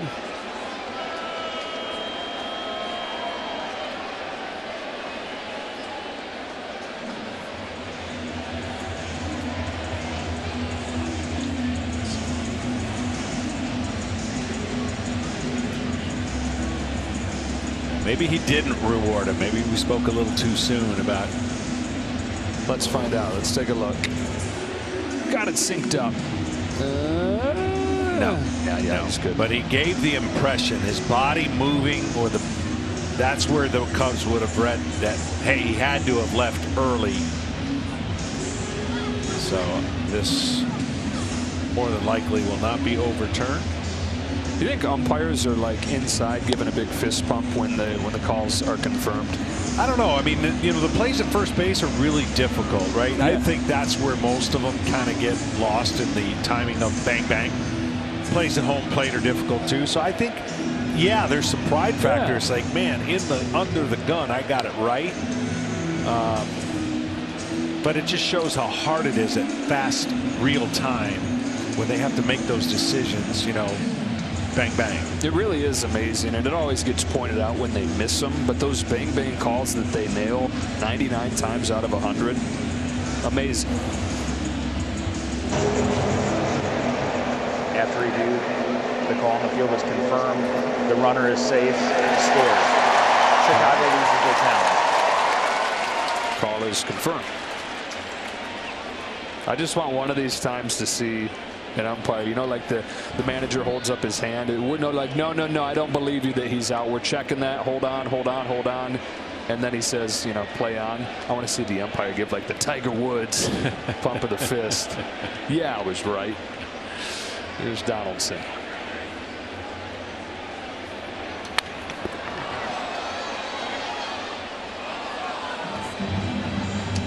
Donaldson 0 for 3 tonight.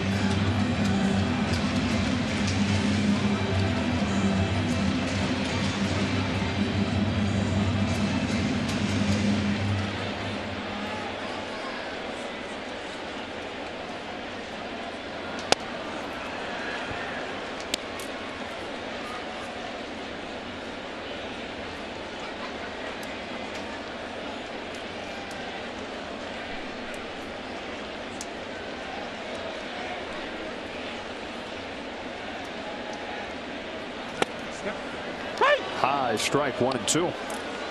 Haven't had many games where we can play this game, meaning Area baseball code games. Yeah, there Yeah. you go. Read my mind. Area code game. What we got? 2-3-2s in international numbers. All I know. It's not.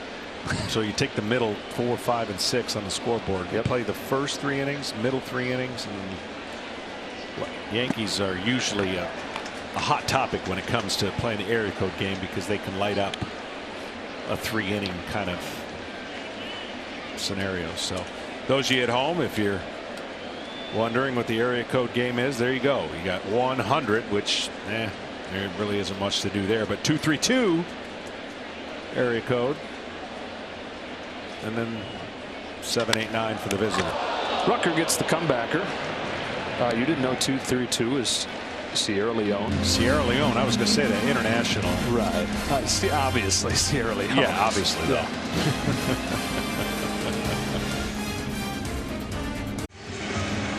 6 home runs for the Yankees tonight. They lead 8-0 as they look for their 10th win out of their last 11.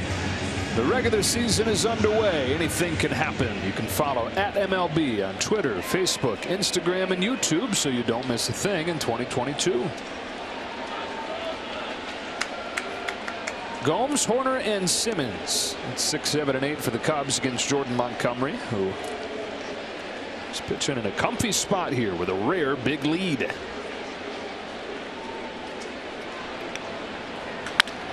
Attacks the zone, and Gomes attacks it. His second hit tonight. It's time for our first game break of the night. We say hello to our friend Kevin Burkhardt.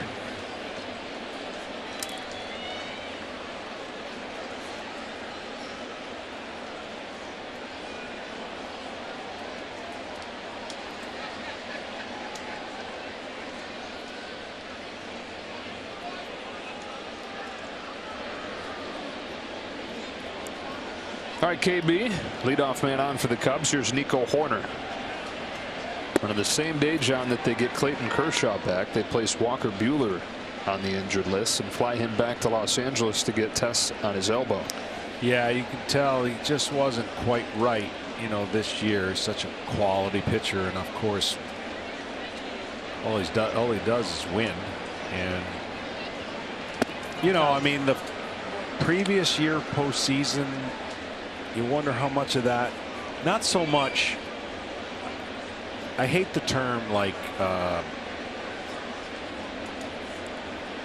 carryover, but what's the word they always talk about, a hangover after a postseason or a long season, or residual effects. Yeah, I think more of it had to do with some of these pitchers and the way that they're used in the postseason, contrary to what every 5 days their normal routine gives them in the regular season. So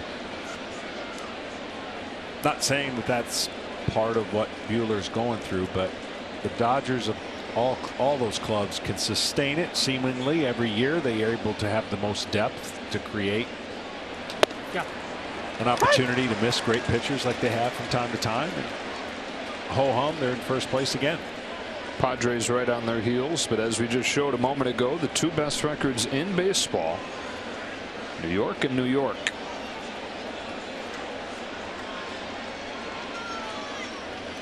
2-2 pitch. Full count.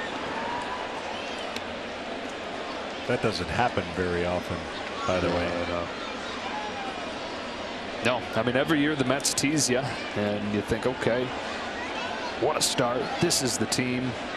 This year they've done it without Jacob deGrom throwing a pitch. They've done it without Max Scherzer for half the season. Offense is completely transformed, and the whole personality is completely transformed under Buck Showalter.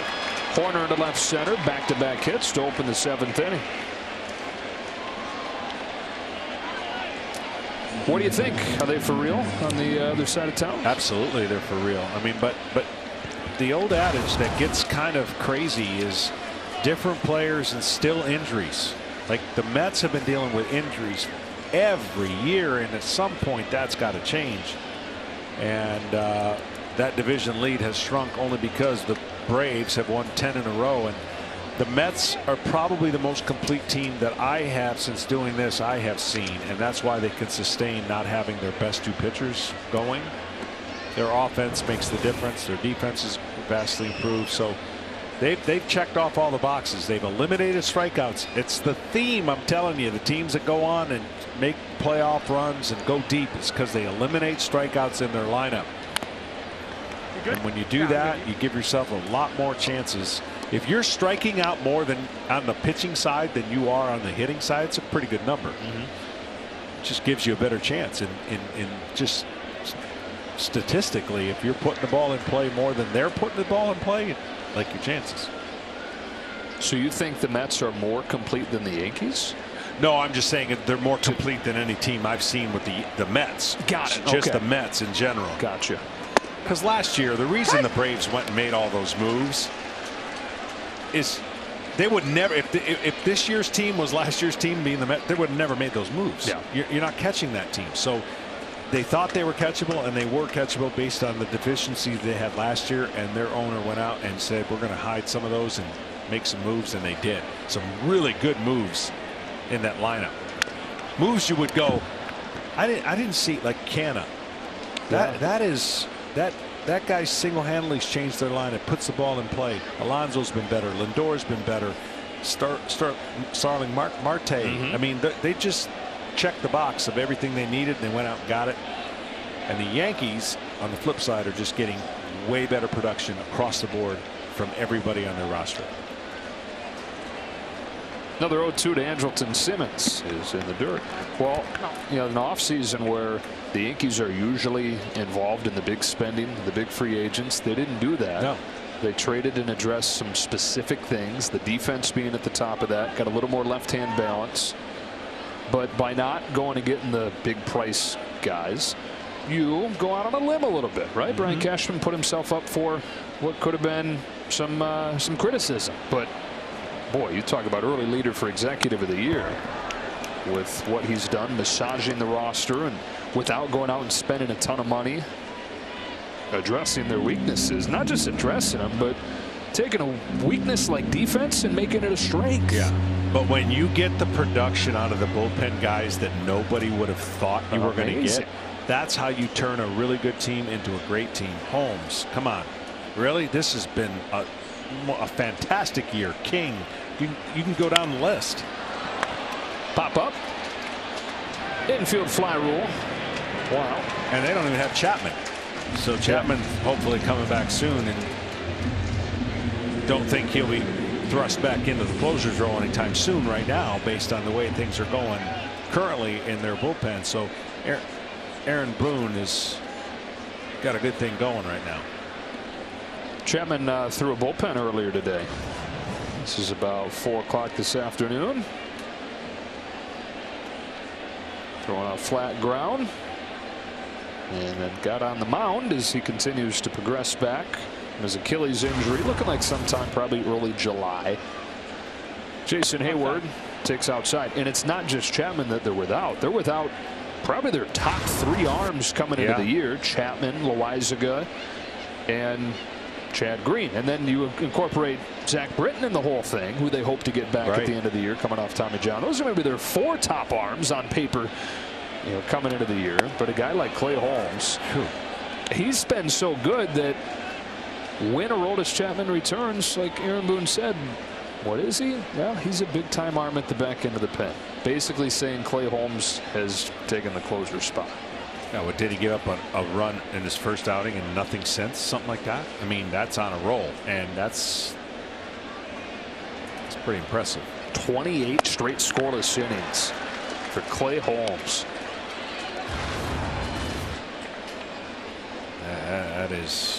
That's a big difference. And of course, the 6.4 walks was part of the reason Chapman dealing with whatever he was dealing with and contributing to that.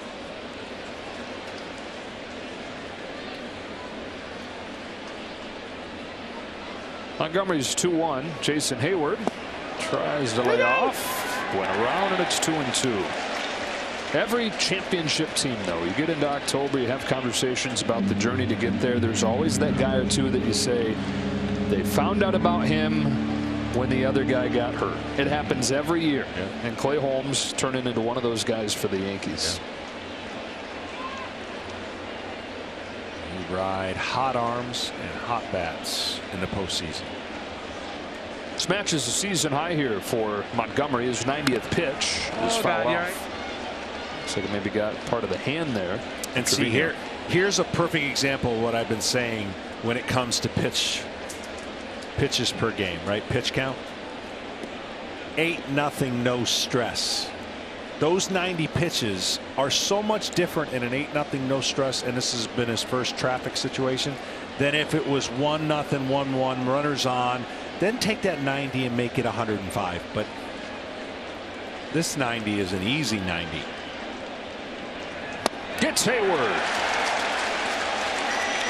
4th K. 2 out.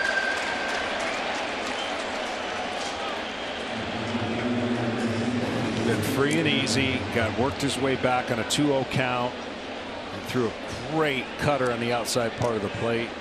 And that may be enough for Montgomery. I don't know. Got a meeting at the mound.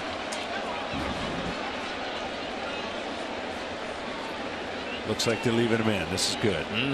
Pitching coach Matt Blake is out there. This is either way the 4th consecutive start where Jordan Montgomery has pitched into the 7th inning, something he did 4 times total in 2021.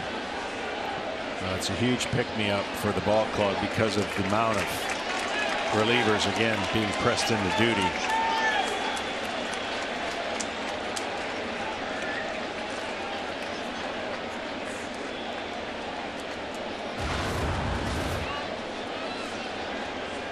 If this holds, 12 consecutive starts to open the season with 3 earned runs or fewer. And it also, if it holds, it'll be 10 out of the 12 where it's been 2 or fewer. Historically good, sneaky historically good start to the year for Jordan Montgomery. Christopher Morel, another opportunity to extend his on-base streak. 22 games to begin his career. 0 for 2 with a sacrifice bunt tonight. There's a chance he could be an all-star pitcher with 3 wins. Yeah. I mean, at the current rate. Right.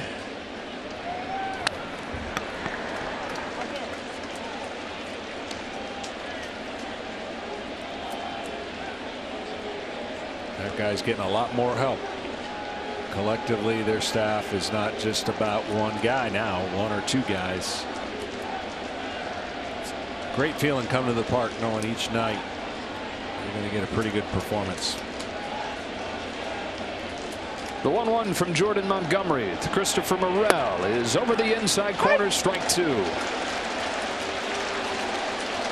He's got a little streak going, right? Yep, it's a 22.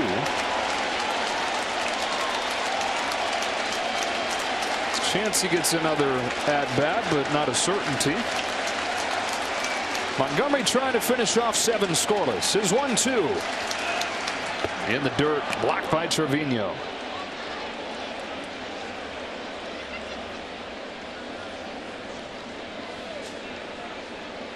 Look at this. Yeah, it's the other streak. 0 for their last 39 with runners in scoring position.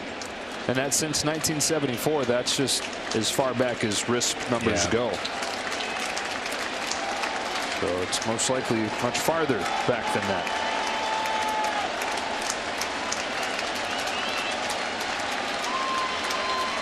Two on, 2 out. 2-2. 7 shutout innings for Jordan Montgomery.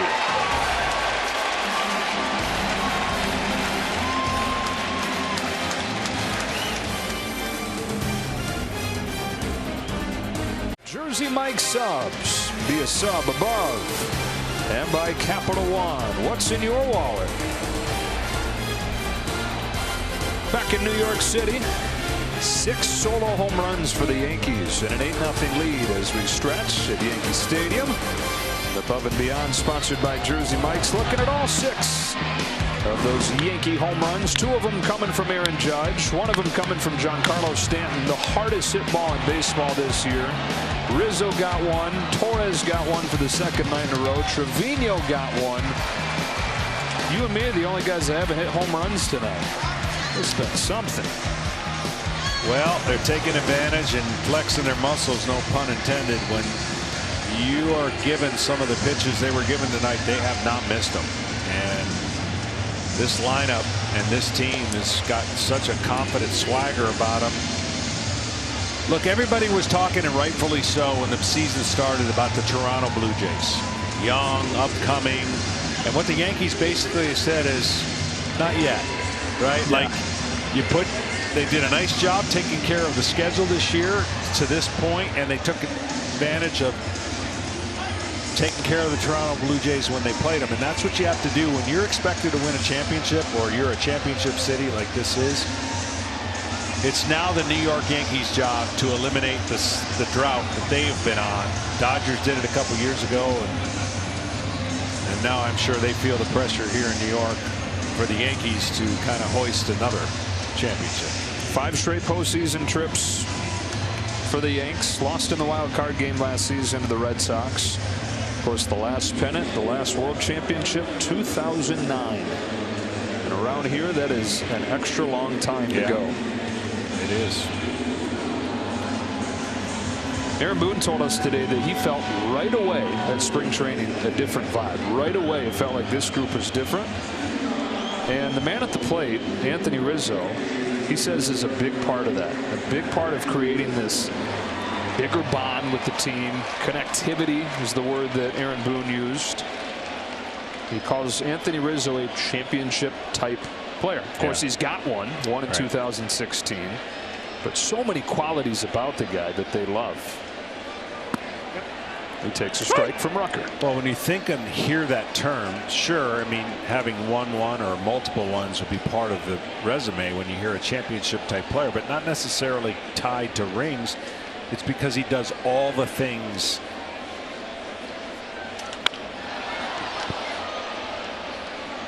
Into right center field for Hayward. He does all the things that a championship player was showing up every day, giving himself as a teammate and passing on that knowledge and passing the torch. And look, the Yankees are glad they have him. First base has been an issue until recently. And they're hoping he's the guy for the next couple of years. One gone in the seventh. Giancarlo Stanton. And Rizzo did sign a 2-year deal, but it has an opt-out after this first year. Inside.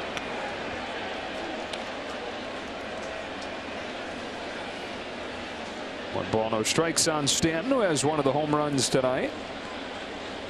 His 13th. Fouls this one back. It's 1-1. I mean, I just think the way this city's buzzing right now, you have obviously the Rangers trying to hang in and get to the Stanley Cup. You got both New York teams doing their thing. And man, can you imagine if football caught on here and they got some success?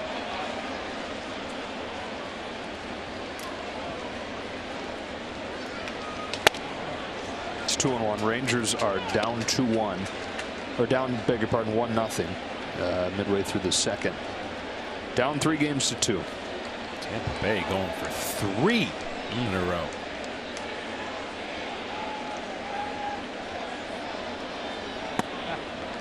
Knees buckled there. 2-2 on Stanton.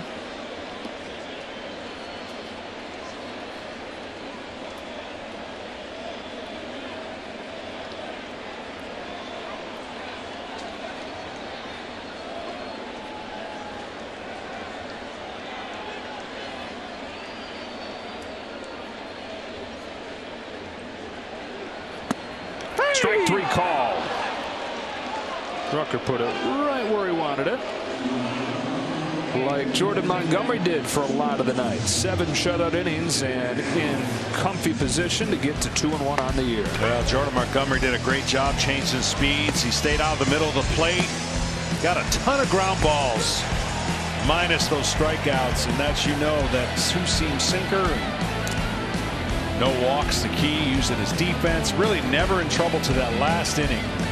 And of course, for the first time, been given some run support. Strike on Torres. Yeah, he's got his ERA down to 2.70, which puts him in the top 10 in the league. 2 more hits for Torres tonight, including another homer. 0-1 from Rucker is grounded foul. 0-2. Ow, that one hit his knee. Judging by that reaction.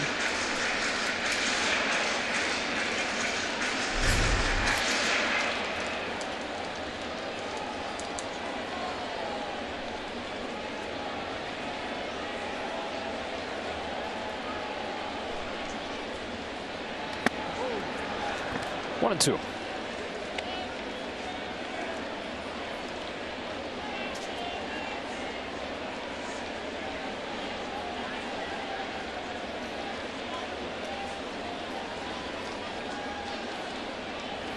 Got him with a fastball. 1-2-3 inning from Michael Rucker. Threw a 7 in New York. 8-0 Yanks.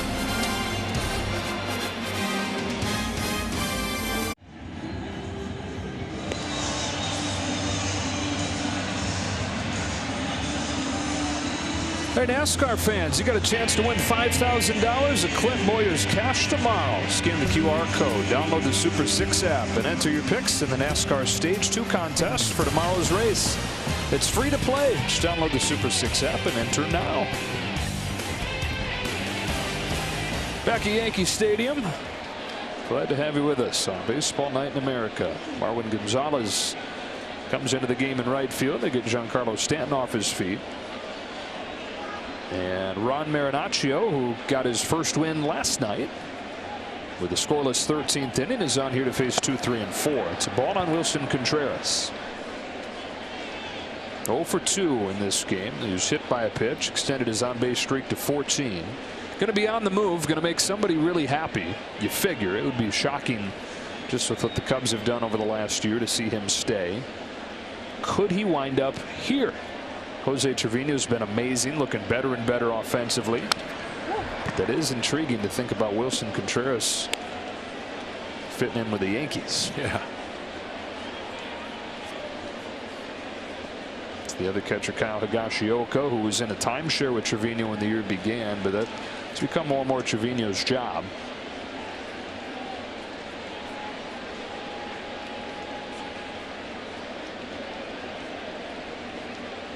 Giants are another team that could really use a guy like Contreras.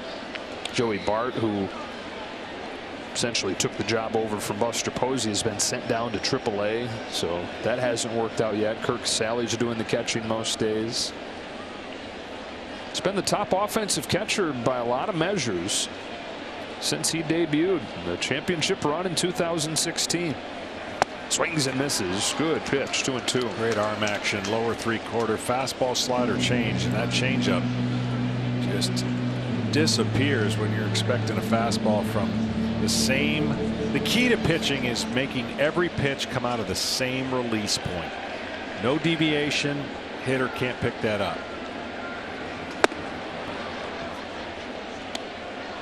Hitters are so good now. If you change your arm angle or lower it or raise it for any particular pitch, you can pick that up. You can eliminate pitches that way. And of course, unless you're tipping with your glove or tipping a pitch with your glove hand. Leadoff walk. It's funny when I came up and asked Wilson for the guard, the finger you stick out of your glove to put in a guard. You'd be amazed how many pitchers in their glove hand would stick their finger straight up on a fastball and bend it on a curveball or vice versa. And you wouldn't think about that because I like my finger out of the glove. That's why they have put a little sleeve there to put your finger in to prevent that movement. Like he doesn't have his finger out of his glove, so you can't tell there. But some ways the glove gets bigger, which means it would represent one pitch, or it gets tighter, which means another pitch. So those are the things as a pitcher you're constantly making sure everyone watches you on your team, that you're not doing anything to give the hitter any kind of advantage that he shouldn't have.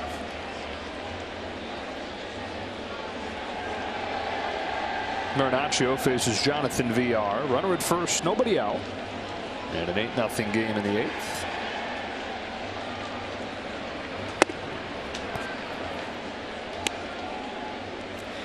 There was a pitcher in the league that had a mouth guard, that when his mouth guard would come out of his mouth, he was tipping a pitch, and when he bit down on his mouth guard, he was throwing another pitch. And it was amazing how consistent that was, and he didn't have good success until somebody found out or told him what he was doing. It's all those things that you have this idle time in baseball, and let's just say right now it's an 8-0 game and you kind of wander. There are guys on each club that will specifically look for things to gain advantage in the future, and pay attention. VR sends this one in there to left field for Gallo. And the first out of the 8th. And this is well within the bounds of what is accepted. Oh, absolutely. This is earning it. Yeah, because you're looking just like you look at a release point of a hand for any deviation or change, you're looking for the same thing with his glove, because look, hitting's hard. You don't know what's coming. Pitcher and the catcher know what's coming, and it's their job to decode what's coming, and not as a catcher put your signs too low, or as an infielder give it away based on a certain movement you make. Strike one on Schwindel. One of the legendary guys of this era at finding tips is Chase Utley. Yeah, used to study that forever, especially as his career went on and he wasn't playing every single day like he was early on. Invested a lot of the free time into helping out that way. Now on the flip side, it can work against you if you're a bad team. When we were a bad team, we knew almost every pitch that Oral Hershiser was throwing during his shutout streak. And it didn't matter? Didn't matter. He was that good, and we were that bad. 1-2 on Schwindel.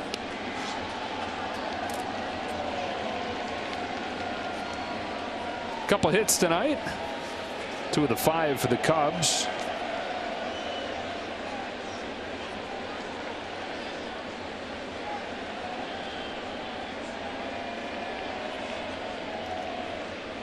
On a 1-2, he watches it bounce. 2-2.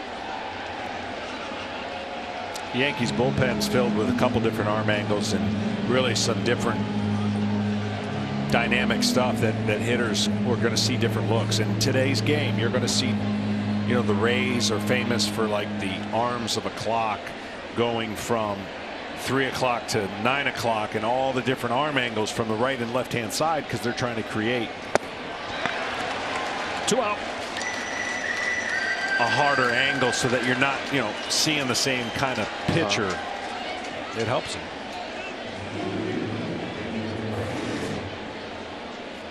Hides his arm a lot and then comes up almost 3/4, but starts out lower. Really does a good job turning that changeup over. I mean, almost screwball like action.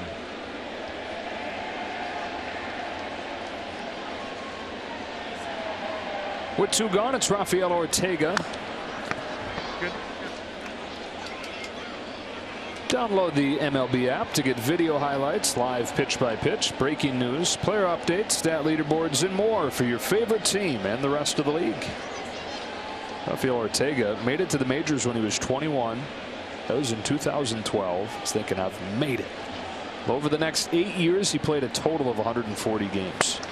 Out in front here, he's behind 0-2. He's granted free agency 7 times. Signed a minor league contract with the Cubs last year. Came up in late May. And as a 30-year-old, in his 14 pro years, stayed in the majors for the very first time. Been swinging it well lately for him, but in an 0-2 hole, that takes the ball. They had a few guys last year who weren't young, but were very inexperienced and got a chance to show what they could do. Took advantage of that. Guys like Wisdom and Schwindel and Ortega.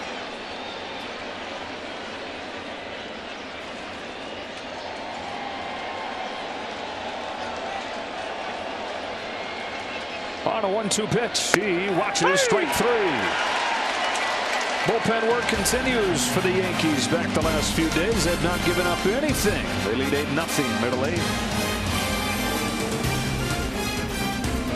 MLB in home runs. I gotta guess. He's added 2 tonight. 24 for Aaron Judge. Yeah, he is. He's on his game, as they say. Aaron Hicks leads off this inning. Michael Rucker. And his 3rd inning of work, misses inside, ball 1.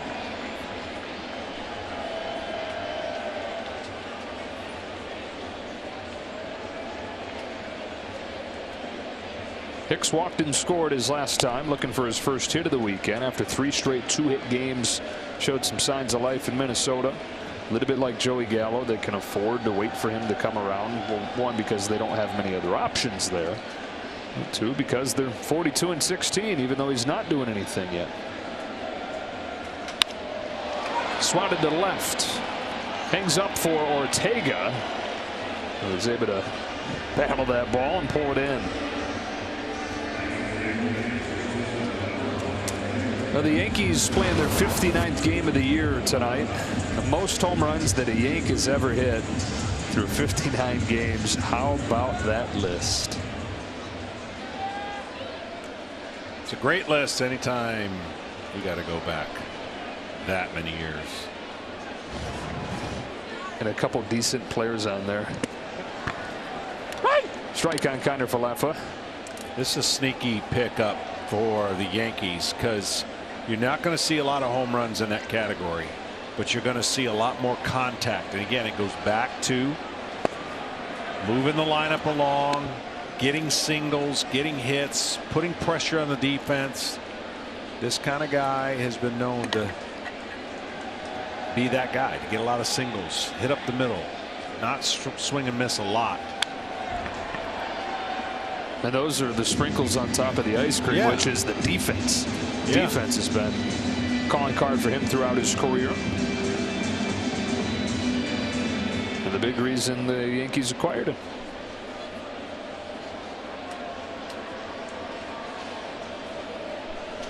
On a 1-2 from Michael Rucker. Kiner Falefa takes low, and it's 2-2. You've got Kiner Falefa at short. Donaldson added at third. That moved. Those two moves did move Gleyber Torres to second. And they went from one of the worst defensive teams in baseball so far to, by a couple standard measures there, in fielding percentage and errors, one of the best, and the more advanced measures as well. And there's bat to ball and banged into center for his second hit. He knows what he's good at. He stays up the middle. He stays within his game, and he's not caught up in trying to hit for power. Let somebody else do that. He's got some pretty good teammates that can do that.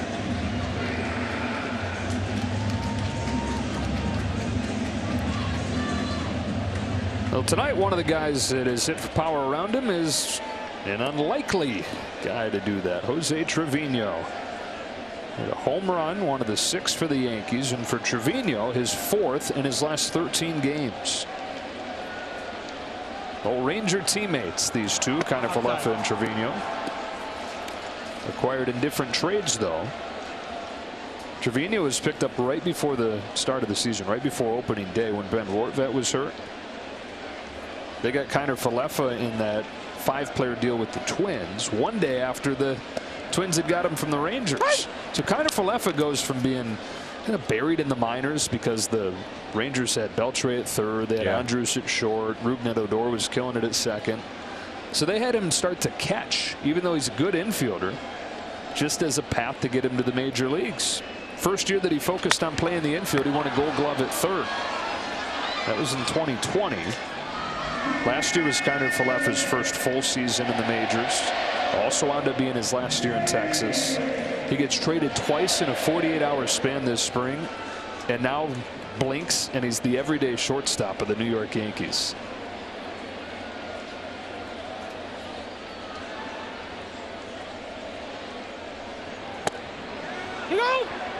Went around, and Trevino's retired for the first time tonight.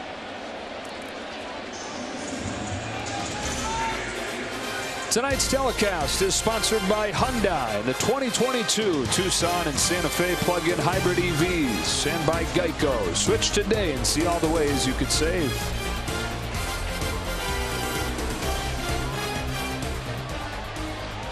One in the first, 2 in the fourth, 3 in the fifth, 2 in the sixth. Joey Gallo trying to get off the schneid. 0 for 3 with a couple Ks tonight.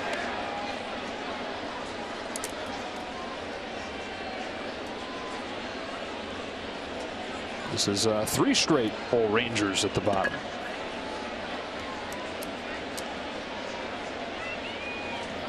It's amazing. Again, comfort level, being with one club.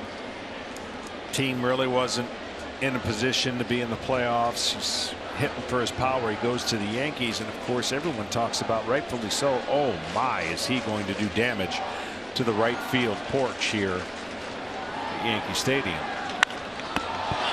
That thing is as high as you're ever going to see a ball hit. See where it comes down. In the glove of Gomes to finish off the 8th. Let's go to the 9th at Yankee Stadium. It's 8-0 New York.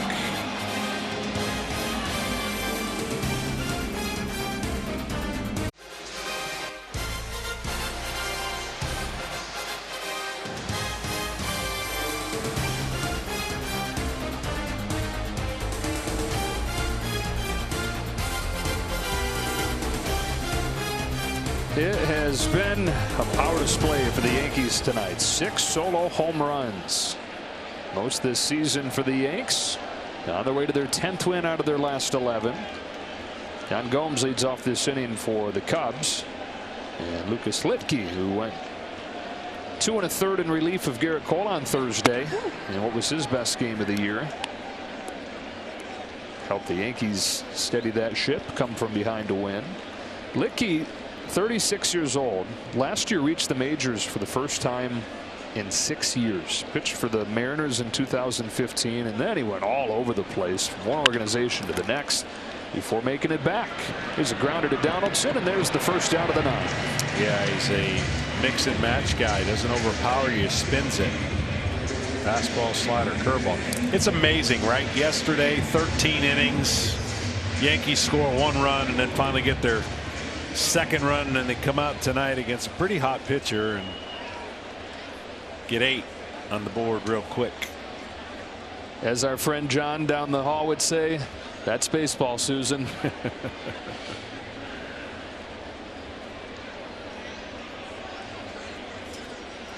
P.J. Higgins, first at bat of the night. He came on defensively a couple innings ago. He takes a strike from Litke. The Cubs are going to suffer their 5th consecutive loss, as this, they're not going to call it rebuilding year, but rebuilding year continues. Yeah, and we asked, David Ross, and just the change of perspective, and he said, well, I'm probably going to learn to be more patient. If I'm in position to win games, obviously my instincts kick in. I'm going to win games, but I have to see and develop and see what develops right through this team. And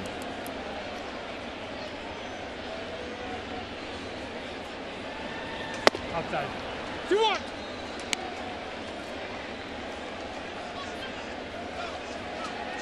See what you've got, right? See what you need.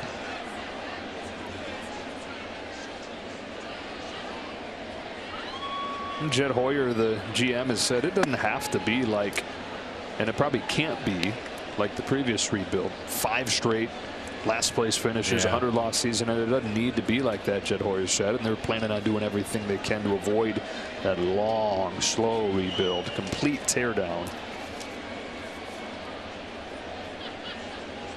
Because for every Cubs and Astro rebuild, there are other ones that haven't gone that way. Line to center, caught by Hicks. 2 gone in the 9th. Next Saturday on Fox, Baseball Night in America comes back. A rematch of the 2013 Fall Classic. Couple hot teams. First place Cardinals and the Red Sox. Also the Guardians and the Dodgers. Next Saturday, 7 Eastern on Fox and the Fox Sports app. I can't wait to go to Fenway for that one. Cards, Red Sox, 2 really intriguing teams. Yeah, the Red Sox playing much better. I mean, they got off to a really tough start, and now they're playing and hitting like they should. I mean, we could basically have 3 divisions with big leads and 3 divisions that could have some interchanging leaders to it. And the Cardinals have overtaken the Brewers temporarily, and you got the Central and American League that's probably up for grabs. And right now, the West, even though the Dodgers should handle it, is a close race with the Padres and the Giants nipping at last year's historic. I mean, I just don't know if you'll ever see a race like that again, where 2 teams go well over 100. Yeah.